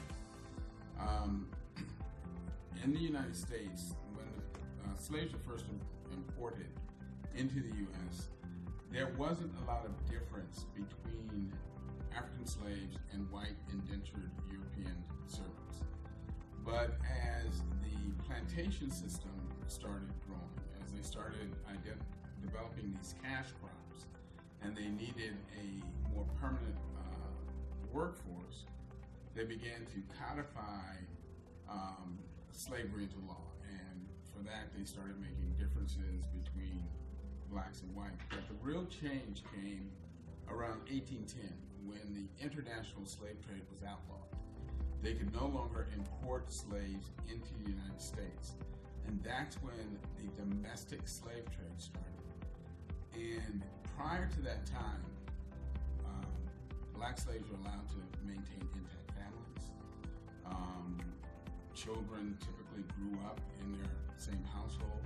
But once the domestic slave trade started, women became important and the men became expendable. I saw myself going down a chute like a metal chute. The men became something to be worked to death. The women became exploitable, just like female chickens, cows. That's when they began to be raped, to be purposely bred, and that's when families began to be broken up and having their children taken and sold as property. And so there's a direct correlation between what was done to African Americans as slaves and what we do to animals in terms of the exploitation. So yeah, there's a direct correlation, and it continues to this day. And us being aware of that, knowing that, do you think it's okay for white vegans to, I guess, use those comparisons, that history that belongs to marginalized groups? You know, I have a very good friend who's Jewish, and she's a vegan. And she makes direct comparisons between the Holocaust and what happens to the billions of animals that are murdered each year for human food. And I think that the comparisons that she makes are apt, but it's never a comparison that I would make, because I'm not Jewish, and I think that it would be misperceived if I tried to make that comparison. And I think that the same danger exists for white vegans to try and make those comparisons, that people will misperceive their intentions as dehumanizing people of color. So while the validity is there, I think that that is something they have to allow people of color to argue and not try to make those arguments themselves. And can I just add to that as well, there are enough people of colour who've made those arguments for us to choose their narrative and to uplift their voice instead of other people making it for them. But one important argument I think that women of all colors can make is about the exploitation of females in the animal agribusiness industry. Because that was something that was brought up to me by a Caucasian vegan woman that just blew my mind, because I'd never stopped to think about it. That it's the women, the females we exploit. But we have to remember that. Okay, yeah, but also I guess be mindful that when we're talking about human perspectives, we're not just talking about men and women, we're talking about people who are, is this what you were trying to say? Mm-hmm. People who are like non-binary and agender and so on. So just be just to add to that, not to negate that's perfect. No, but absolutely. Just add. Thank you. I mean, you have to be sensitive already. Yeah. Thank you. And also, many vegans of color view veganism as one of the many tools to decolonize. Carla, could you explain this concept and what it is? Yeah, so there's a really big movement happening pretty separately from the mainstream vegan movement, and it's kind of this awakening to decolonize. And many communities of color are using this term. At the end of the day, what it means to decolonize has gotten a little bit lost, even within this movement. That's just kind of a side note, but at the end of the day, to decolonize basically means to take land that was stolen from indigenous people and give it back. So, and building from there. But what a lot of folks are doing within communities of color are, reconnecting and reclaiming and just seeking out knowledge from their indigenous ancestors, wherever they are in the world. And I'm not talking about, I just want to make a quick note, because I'm not talking about like white people, especially in the Americas, that realize they're like 1/16 Native American and they like buy what are those called? Dreamcatcher. Yeah, that Dreamcatcher, or like now crystals are really popular, and like sage. Like recently, Sephora started selling like white sage, and it's like just really problematic because indigenous people like just were given like permission to reclaim some of these things, and now they're like selling it. So anyways, that you kind of see where I'm going with that, but I'm talking about folks who are, trying to seek out this knowledge and start living, more based on this knowledge and adjusting their lifestyle. And a part of this movement is returning to plant-based eating, whether it's entirely plant-based or just mostly plant-based. And so a lot of folks, I'm so happy because a lot of folks have already touched on this, so I think I just want to reiterate that plant-based eating, like that was happening before we called it veganism. And it's not, I think that this is something else that a lot of folks have touched on, which is that it wasn't just this, it's not just this like, you're just eating plants, it's also this relationship that indigenous people have with the environment and have with other animals. Comparing indigenous hunting practices to factory farming is not the same thing. We cannot treat them the same way, and I'm not a very popular vegan when I kind of talk about that, because you know, of course we don't want any animal to suffer and die, but those are just such different things, and so we have to be careful about who we're attacking and who we're kind of putting at the forefront. And so, you know, you look at colonialism today. You know, there's this history of colonialism, but then today we see, you know, vegan outreach done in these ways that, you know, against indigenous communities. I see especially a lot of, you know, I'm from the United States, so I'm looking at this from an American context, but I see a lot of Americans, you know, from the United States going to other countries within the Americas, going to other, you know, quote-unquote third world countries. I hate that term, but and they're doing vegan outreach in a way that is just not appropriate. I think Michelle kind of touched on this as well, and so you know, there's that aspect which makes veganism really unappealing to people who are, you know, aware of these kinds of issues, you know, with colonialism and this neo-colonialism, this new colonialism that's happening today. But you know, there's a lot of vegans of color who are seeing this reclaiming as a way to not just kind of reconnect with ancestry that's been stolen from us on purpose, but to also put it in a more, you know, current context. The number one killers, again, Michelle I think also mentioned this, you know, our number one killers are health problems, preventable health problems, and that's not an accident. That's not like a side effect. That's very intentional. And so, you know, it kind of gets fuzzy because there's so many issues with the way that we do outreach about veganism when it comes to health. There's a lot of health shaming. Obviously, there's a lot of fat shaming. And so it's one of those things where, you know, the type of health outreach that you might have already seen happening within, you know, vegan outreach in communities of color, it's very different, and it's set within this context of colonialism. And, you know, it's almost like an act of, not almost, it is an act of resistance to choose health and to realize, you know, this information is bringing me closer to that. And so that's just kind of I guess it's kind of a really quick overview of how, you know, folks are looking at veganism through a decolonizing perspective, and it's very cool and exciting. So, but very radical. Not everyone. I mean, you know, asking someone to,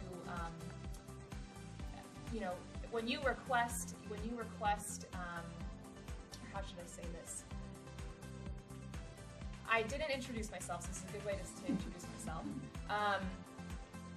My work focuses on this kind of decolonizing. I'm the director of La Raza for Liberation, which is an organization that empowers Indigenous Latinx and Afro-Latinx activists, because we have a very shared common history.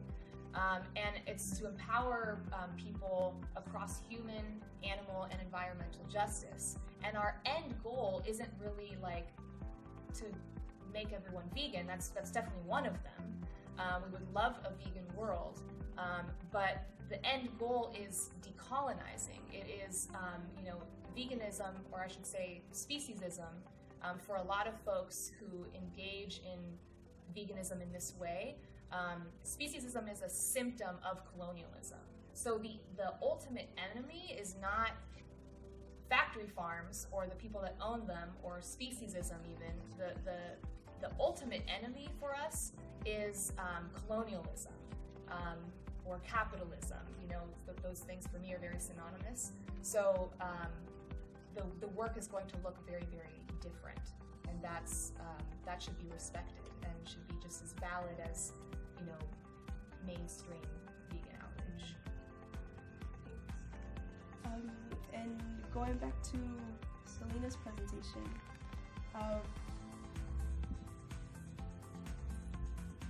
touching upon you know, when there's someone with an inability to actually process plant foods because they just don't have a colon.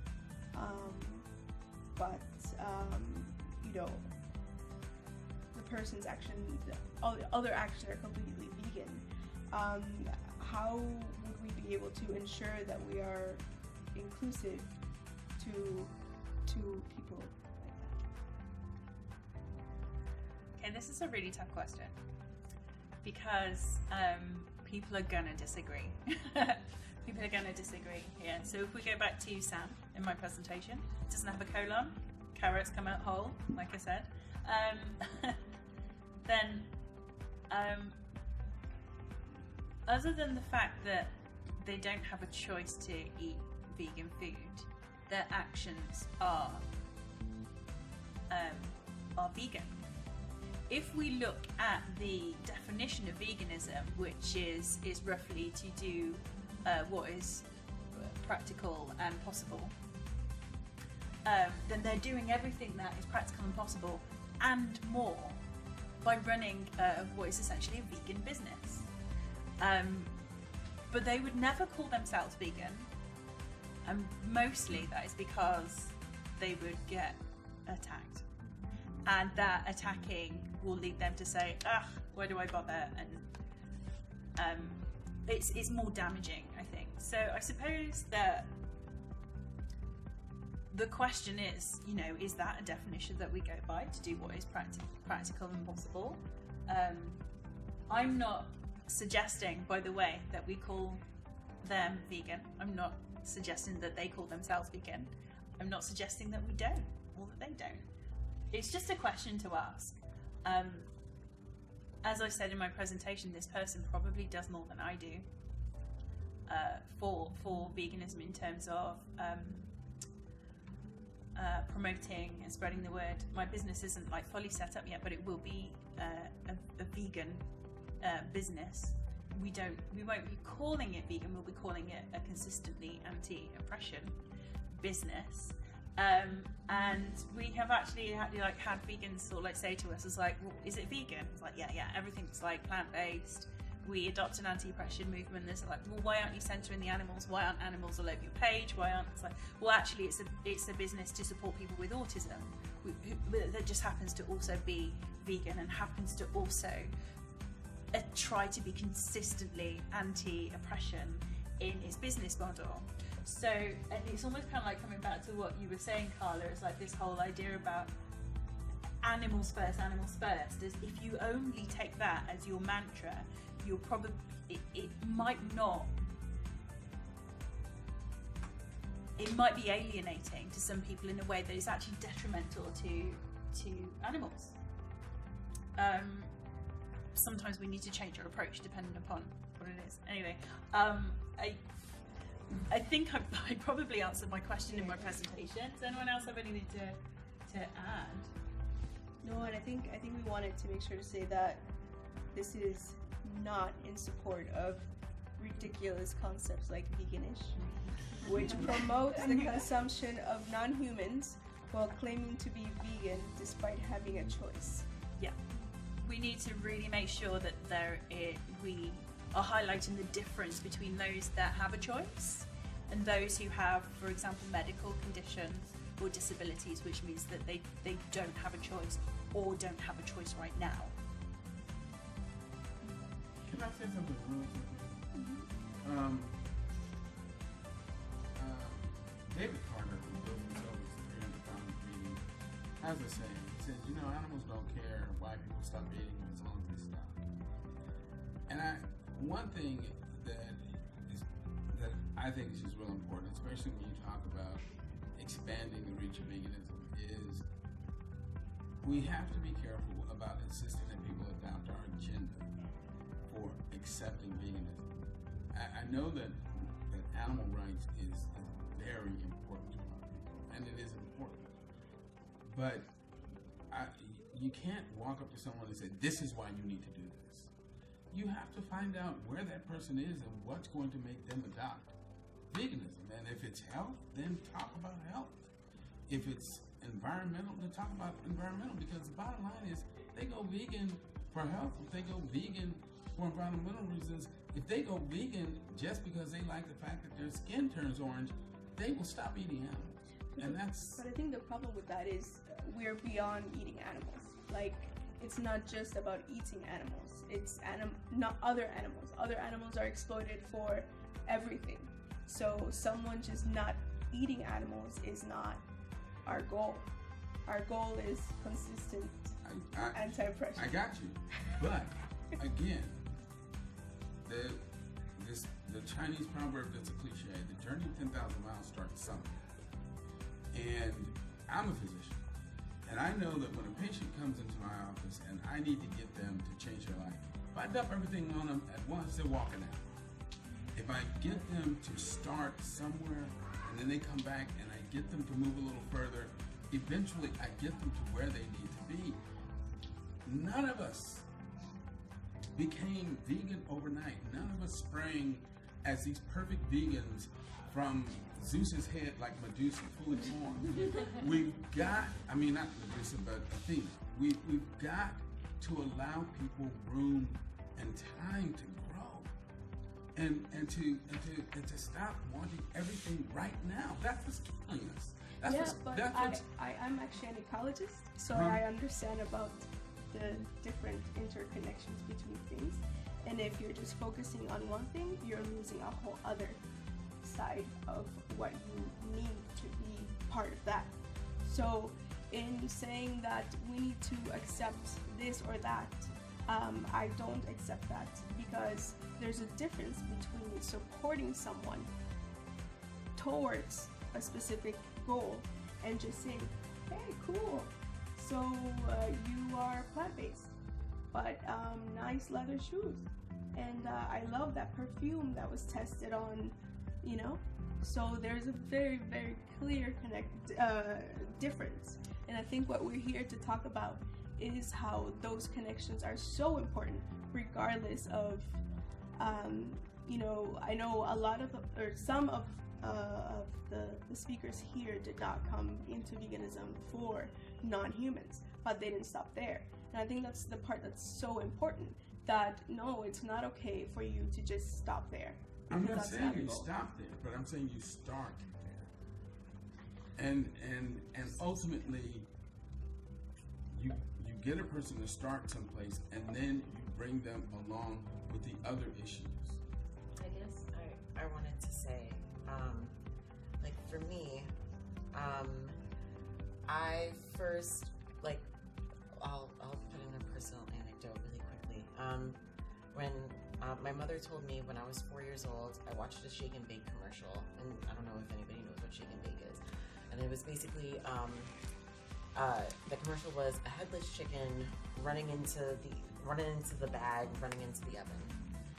And I saw this, and I made what people would say, the connection, where it was, this is what animals are, we're eating animals, and I love animals, and I don't want to eat animals anymore.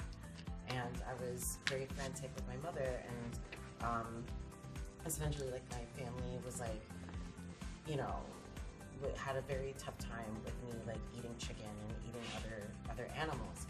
Now, I say this because, from then on, what I'm talking about is that I understand the need to take things slow. Since I was 4 years old, and then from 11 years old when I watched that PETA commercial with all the baby chicks getting ground up into by McDonald's and things, and I boycotted McDonald's for a week, and then I went back, and then I was I was battling with it, but for 11 years later, and I think it's because one of the things that I've learned was that since I was 4 years old, veganism was about what I was consuming in my mind, and that what I was consuming speciesism. I was consuming, all of these things that, that tell us that animals are less than, and that the humans were above them, and this is what we're supposed to do. And I truly believe that, yes, it does start from somewhere, and yes, it does take people sometimes a really long time, like it did for me. Like processing all of that. It took me many, many years to get where I am right now to process it. But, yes, I did veganism, like raw veganism for like a short amount of time because of health reasons and things like that. My parents are also kind of doing that and things like that. But yes, we all start somewhere, but we're talking more so about like a system of oppression, and that, just like how any other oppression shouldn't be tolerable to any degree. I don't think speciesism should also be tolerated to any degree. And sometimes I don't even, we can just talk to people about that, about the ideology behind it and why we're doing these things, because I feel like people kind of do things backwards where they're like, eat plant-based. And then there's not really like a solid foundation of the reason why, because I got that foundation of the reason why when I was 4 years old, where I was like, oh, this is why I'm doing this. And I feel like other people sometimes they come into it where it's like, I'm doing all of this hard work, but I don't know where it's coming from. So I think, like saying, I'm sorry, like I'm just, but yeah, I get what you're saying about like, people have to start somewhere, but I'm like, I feel like we have to start from a different somewhere, like, yes, health is important. Health is very important, but, or the environment's very important, and that's very important, but but we also need to talk about, the reason why veganism is here. Because I often... Let me just make one last statement. I mean, I agree with that. One of the things that I found is that one of the fundamental ways that allows people to eat meat is the lie that they tell themselves that animals are not humans, that they don't have feelings, that they don't have minds, they don't have emotions. When people give up eating meat, give up eating animals, they can stop lying to themselves about the sentience of these animals. Once they are beyond that, they are much freer and more open to being able to receive the other arguments and the other truth. Whereas my experience has been, if you hit them with all of that at once, they're more resistant. So I want to hit them with what they can accept. And if I can show them stopping this is going to improve your health, and then it improves their health, and they're not eating these animals, then they're free to realize, oh my God, I shouldn't be wearing them. I shouldn't be using them to test crap just so I can put it on my face. Well, I think unfortunately, I think this is something we deal with a lot within our communities, is that we don't feel that that's true because of something called racialized speciesism, where, okay, so I feel better, I do it for my health, but I still don't have a reason to care. And there's still a wall because... That hasn't been my experience. I deal with a lot of black vegans, and I mean, that has not been my experience. I didn't go vegan for the animals. I went vegan because I realized how many resources it took to create animal products, and it was horrifying to me because at the time I was working at a women's homeless shelter, so I was working with the hungry, and it was really quite like life-changing to realize that we were feeding billions of animals and still had people who were hungry.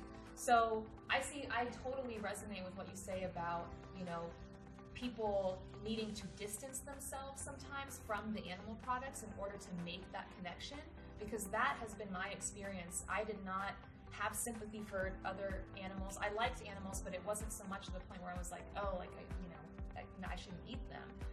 But I think for me, what I get frustrated with now is that, I hear, and I'm going to be honest, I mostly hear white vegans say this, I don't care what you eat as long as it's not an animal.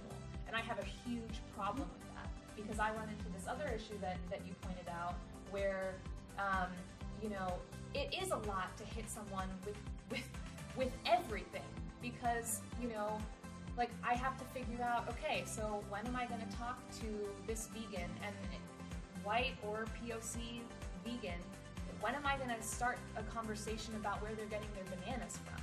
Because the banana industry is horrible, horrible. When am I going to start talking to them about the chocolate they're eating that's vegan? When am I going to start talking to them about the coffee that they're drinking? So, yeah, it's a lot, and for most people, you can't throw everything on them at once, and at the end of the day, there's really no ethical consumption under capitalism, so we're just all trash all the time. But we do have to be consistent, and we have to keep pushing, and we have to keep pushing ourselves to do better wherever we can, wherever we have access and ability, and trying to push others into that direction as well, and never getting to this point where we're like, oh, well, I'm doing enough because I'm vegan. No, that's for us, that's very, you know, bare minimum. Selena? I think what I'm taking from this, and what I believe, is that there are many different ways to approach things with people, and there are different situations where one method would be more appropriate than another. In my opinion, it's not appropriate for a physician or a doctor to talk to their patient about ethical consumption, as in like eating animals and so on, for, you know, regarding the reasons around animal rights. In other scenarios, it would be more appropriate than that. In Puerto Rico, it might be more appropriate to be talking about indigenous rights and food poverty and those kinds of things, right? So, and I think that we've all got a different style and approach with everyone. I've got a friend who talks about converting vegans, and they keep a tally chart, and that's great. It's not my style. But people around me do turn vegan. I don't ask them to. I don't push them. I usually don't even suggest to them. I'm just a really good cook. And like, yeah, I fed Kez and Caemawr when they got into Ireland, and it was great. But what I find happens with me is that I try to lead by example. Not saying that I'm wonderful or anything, but people can see with me that it's not that difficult. I make it look not difficult. So that's my method, and I think that together we can make an impact. But I think what was important to me is, like, you can't just stop there, or and I think that's what's important to me, because I came into it for animal rights. Like, I don't care about my health. Like, I mean, I care about my health, but like, whatever. Like, but I like donuts. I like donuts. Absolutely. My 9-year-old niece was eating chicken nuggets one day, and she was talking about how she wanted to become a veterinarian. And her brother started laughing at her and said, "Don't you realize you're eating a chicken?" And she said, "No, I'm not." After he showed her that, she started crying and has never eaten meat since. Different things appeal to different people. That's all I'm saying, and that we have to meet people where they are. You know, I'm a Christian, and I take my cues from the Bible. And Jesus, who I believe was God, said to his disciples, "I've got many things to tell you guys, but you're not ready yet." And I just take that as my walking papers, that we have to meet people where they are and tell them things as they're ready and give them time to. But I think now, again, always keep in mind that we're not stopping here. Yeah. It's just like when you go to kindergarten, they don't teach you calculus, but they intend to. But you're in kindergarten, so. I think speak for yourself. You're not autistic. It's a Sorry, starting joking. point. It's a starting point, and I mean we can agree to disagree, but you know we are coming from it from different perspectives, and we're gonna have different approaches, and we're not the same people whom we were when we first became But vegan. I think what I'm trying to express that's not coming out is that it's like how Kes was saying, it goes way beyond that, and I think that that's kind of, I can't use this word.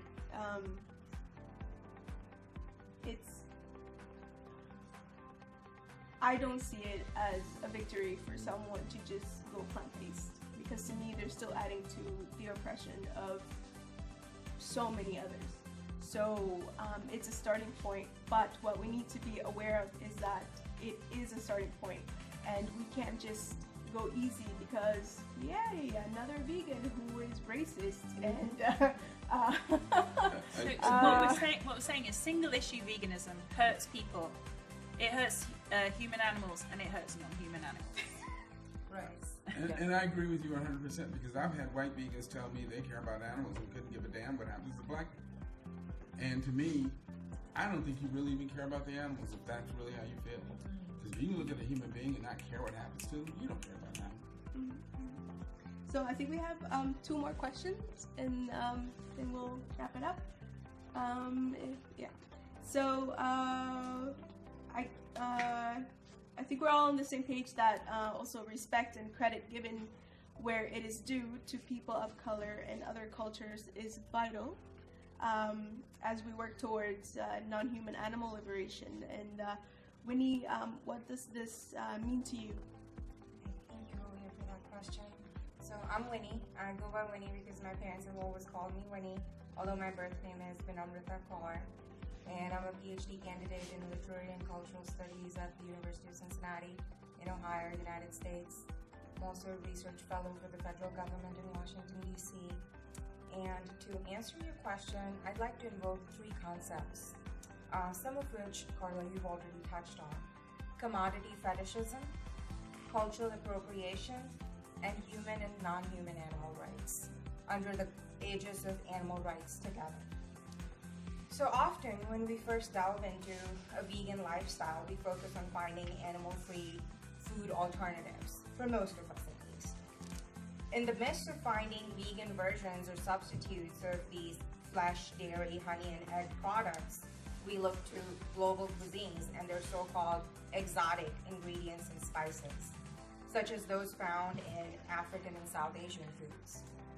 What we often don't realize is that the cultures of people of color, especially those that hail from India, like me, have historically always revolved around centering legumes, lentils, beans, seeds, nuts, fruits, and vegetables at the heart of their cuisine. And of course, plenty of those exotic superfoods, herbs, and spices that we all so dearly love. So not getting into the politics of food deserts or even the subsidization of meat and dairy by several governments, many of these plant-based foods I described above, especially when in their raw form, are usually more affordable than buying processed vegan alternatives like vegan caviar, vegan shrimp, or even vegan beef patties that we find as an example in grocery stores today. So raw versus processed vegan foods there. So when colonization and capitalism infiltrated the food cultures of my people in India, consuming meat and dairy soon began to be associated as a marker of wealth and upward mobility, with little regard to the treatment of sentient non-human animals. Growing up, meat was considered a delicacy in my home. We were only allowed to eat meat, or we could only afford to eat meat maybe once a month. In India, for example, the British Raj, the British rule, followed by the rise in corporate greed post-independence, which is the post-1947 era, led the way to excessive consumerism and commodity fetishism. We're obsessed with this idea of consuming, buying. We associate our vegan identity often with this idea of buying vegan products. Even though countries like India and China, they're continuing to raise their animal product consumption every year, in an effort to imitate the corporate greed-laden practices of the West, there has been a recent trend of growing populations of vegans, both in India as well as here in the diaspora.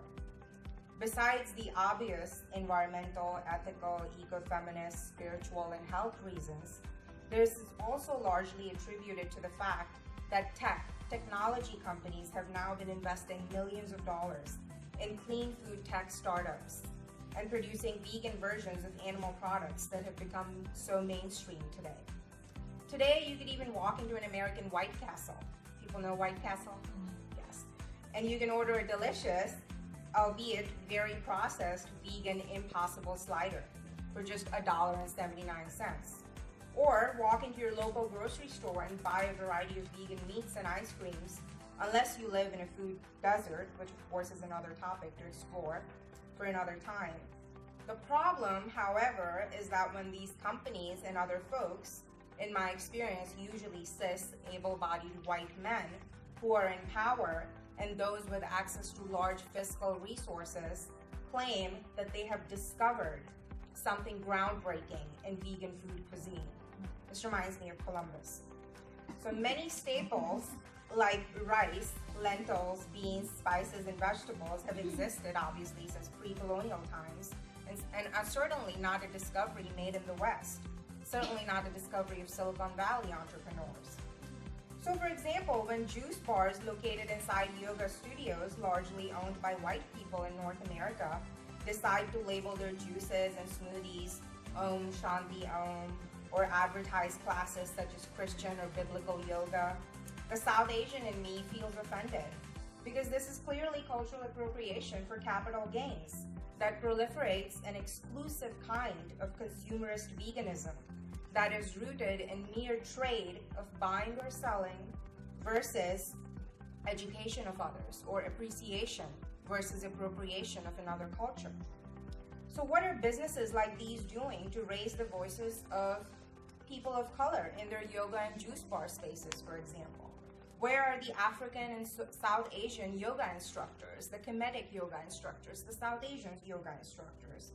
Why are these spaces mostly white, at least in North America, and centered around the trope of eat, pray, love?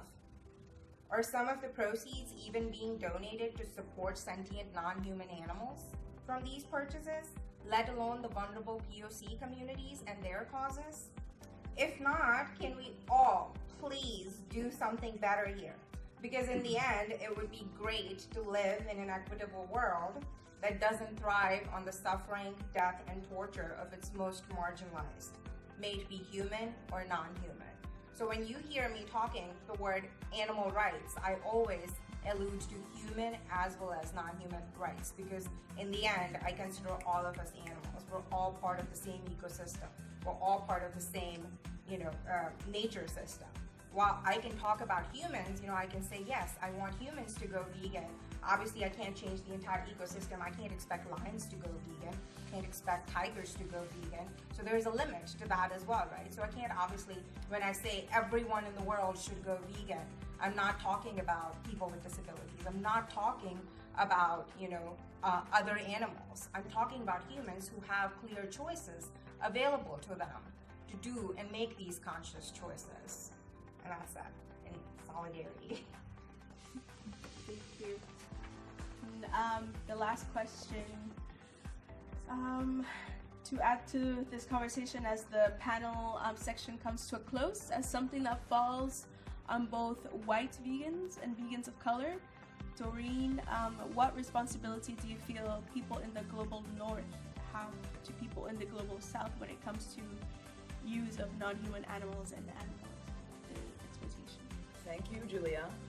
So I'm just going to give a little background of myself, just so you to have some context of where my answer is coming from.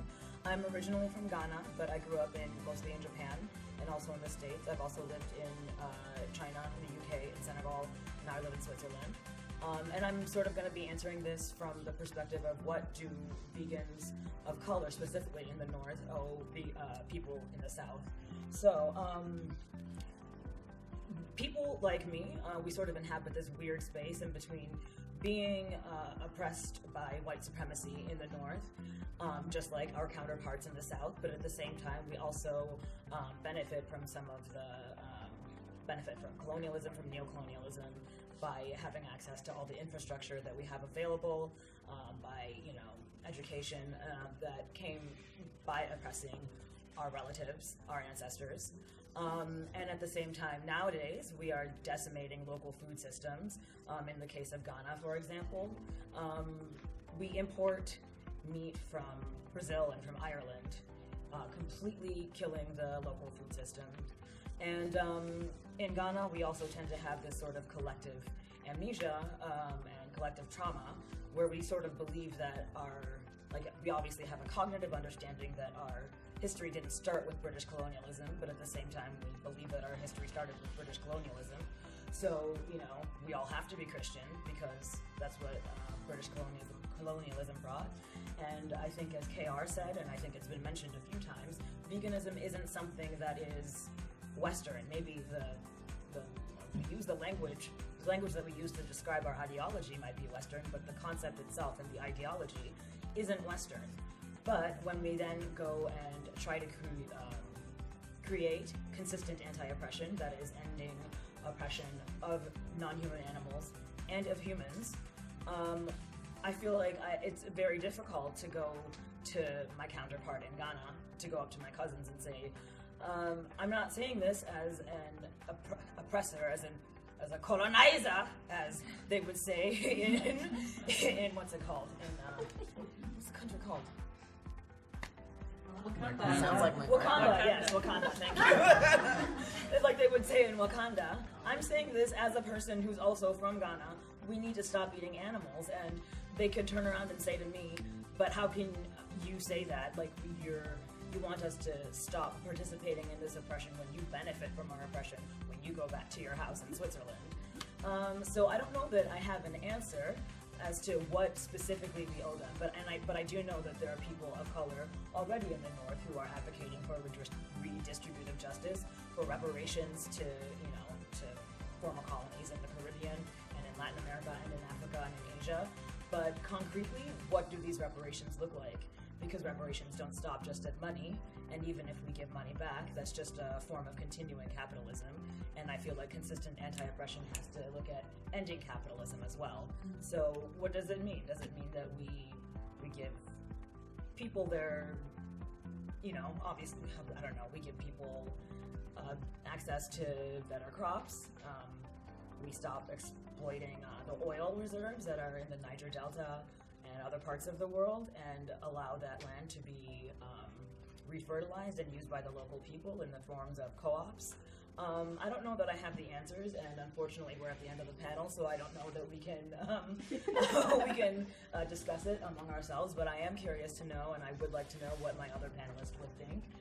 Maybe if you could, in like 30 seconds or less, if you have a response as to what do we, vegans of color in the North, owe our families and our friends and our other counterparts from where we come from.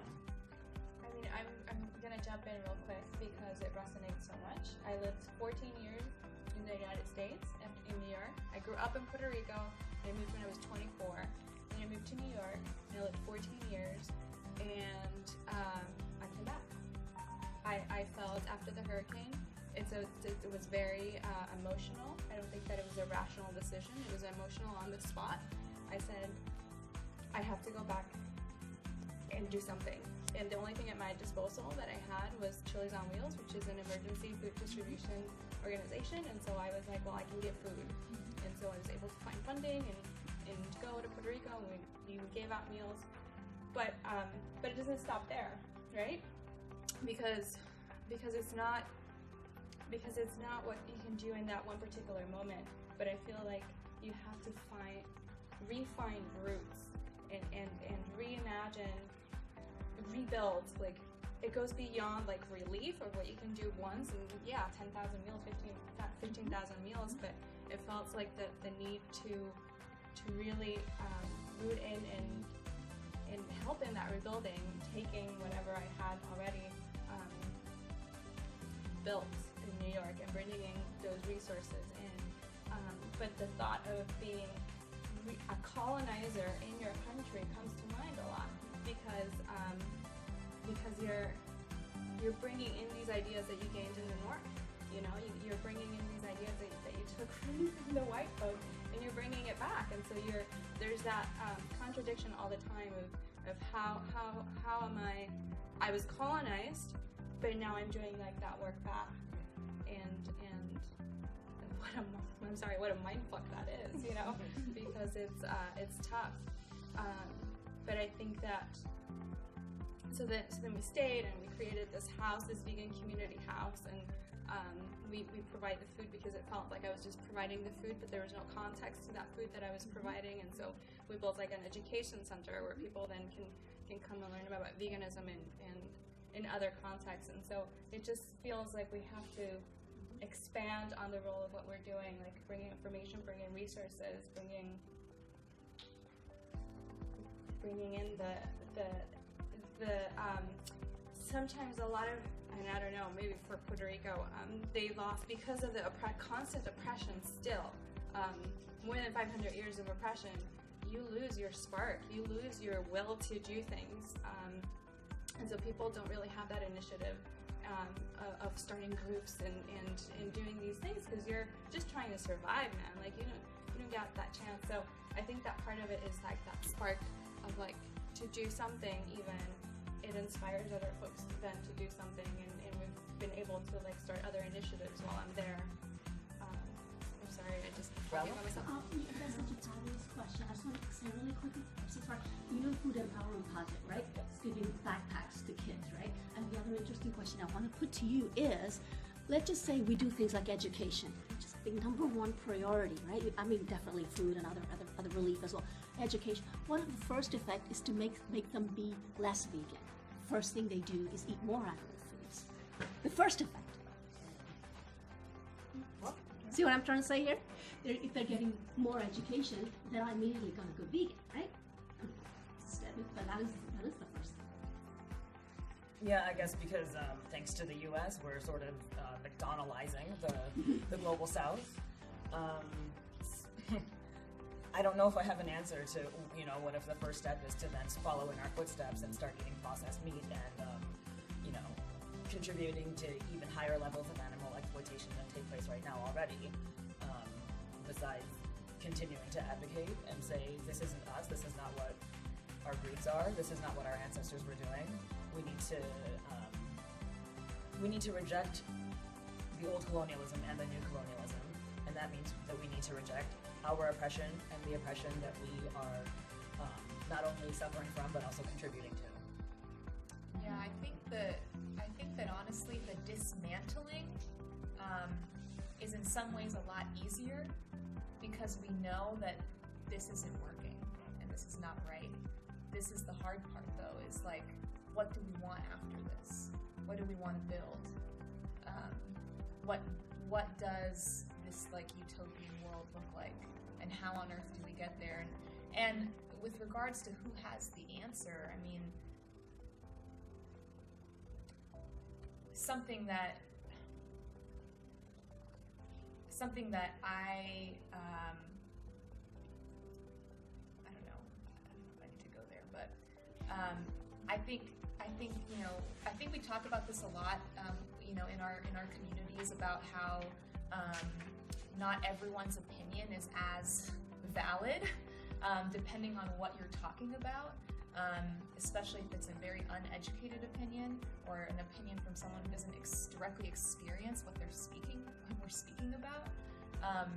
And you know, when we think about just fixing all the things that have been done, you know, again, I want to kind of reiterate, like, you know, decolonizing, what that really means is giving the land back. And that doesn't fix everything because the land is, I mean, we've ravaged it. Is that a word? Ravaged? Oh, yeah. Okay. You know, like, you know, we give it back and then what? Or I think you said too, like we give money and then what? You know, it's like there's no way to undo what's been done. I don't think it's like what's going on or what's going on. Yeah, I mean, you know, it's not ever going to be like it was, but that's not really the point. The point isn't to just go back to our ancestral ways just because it's tradition. The point is to think critically about it, right? So yeah, and I think we should really listen to the personally, I think we should really listen to, you know, what present-day Indigenous communities want, what they want, because they're the ones who are going to set that foundation, and from there we can build. And we're not going to know what it looks like. We're not going to know, and we might disagree, and it might displace, I mean, us even, you know. But that's kind of what we have to accept. And on that note, I had one last idea I wanted to throw out. I think it all starts with our health, because it can be shown that human beings are stripped of it. And when you understand that... So, unfortunately, we don't have time for that. Okay. Because it's really past the okay. time. So, Carla, if you could... Oh, yes. That's a seat. Yes, please. Do I stand up, or? You can go over there. Okay, I'm gonna go over here. I'm just gonna make this super, super brief. I just wanted to end the panel by saying, kind of reiterating something that was already said, which is, please don't take this information if you are not a person of color and try to get like a non-vegan person of color to go vegan with what has been said. It was said before, I can't remember by who, just point them in the direction of someone who has that experience and who can share that information. I had a very recent interaction that I think really speaks to this, where a white vegan was explaining a very frustrating encounter with a person of color about this person of color works for like one of these organizations that works with like cats and dogs and saves those, and we all know how we feel about those, because they still eat meat. You know, they go home at the end of the day and then they eat like a different animal, so it's very strange and it's very frustrating. And so they were having an argument with this person about that, and I was trying to explain to them how, you know, yes, they're right. They're absolutely right in their frustration. They're absolutely right in the connections that they were trying to make with this person about the kind of parallels, right, between, you know, being a person of color, or even just the parallel of working with cats and dogs. But then, you know, it's like, what is this contradictory thing? And the thing that was missing from their whole awareness about this interaction was that, you know, they were specifically a white femme yelling at this black man about why they should go vegan. And when you spend your whole life, and I can't speak for black men because obviously I don't look like one, but I do understand that when you spend your whole life being yelled at and or not even just being yelled at, but being talked at like that by white people, that history, that context, it doesn't just disappear just because you're right, just because what you're saying is true. The messenger does matter. It kind of sucks sometimes, and I get that frustration.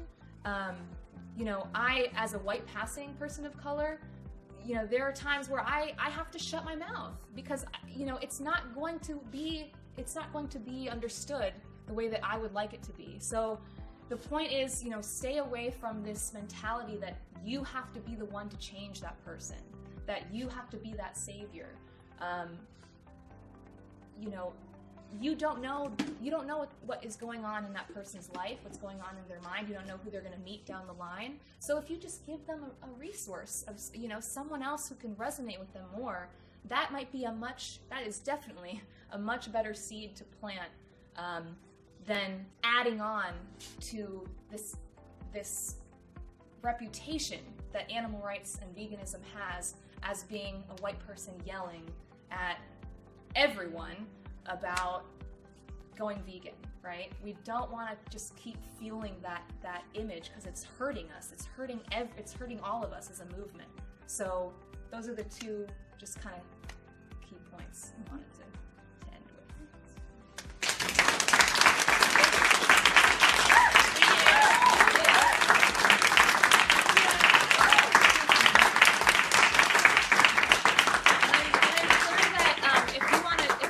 I'm available if you want to chat with me more.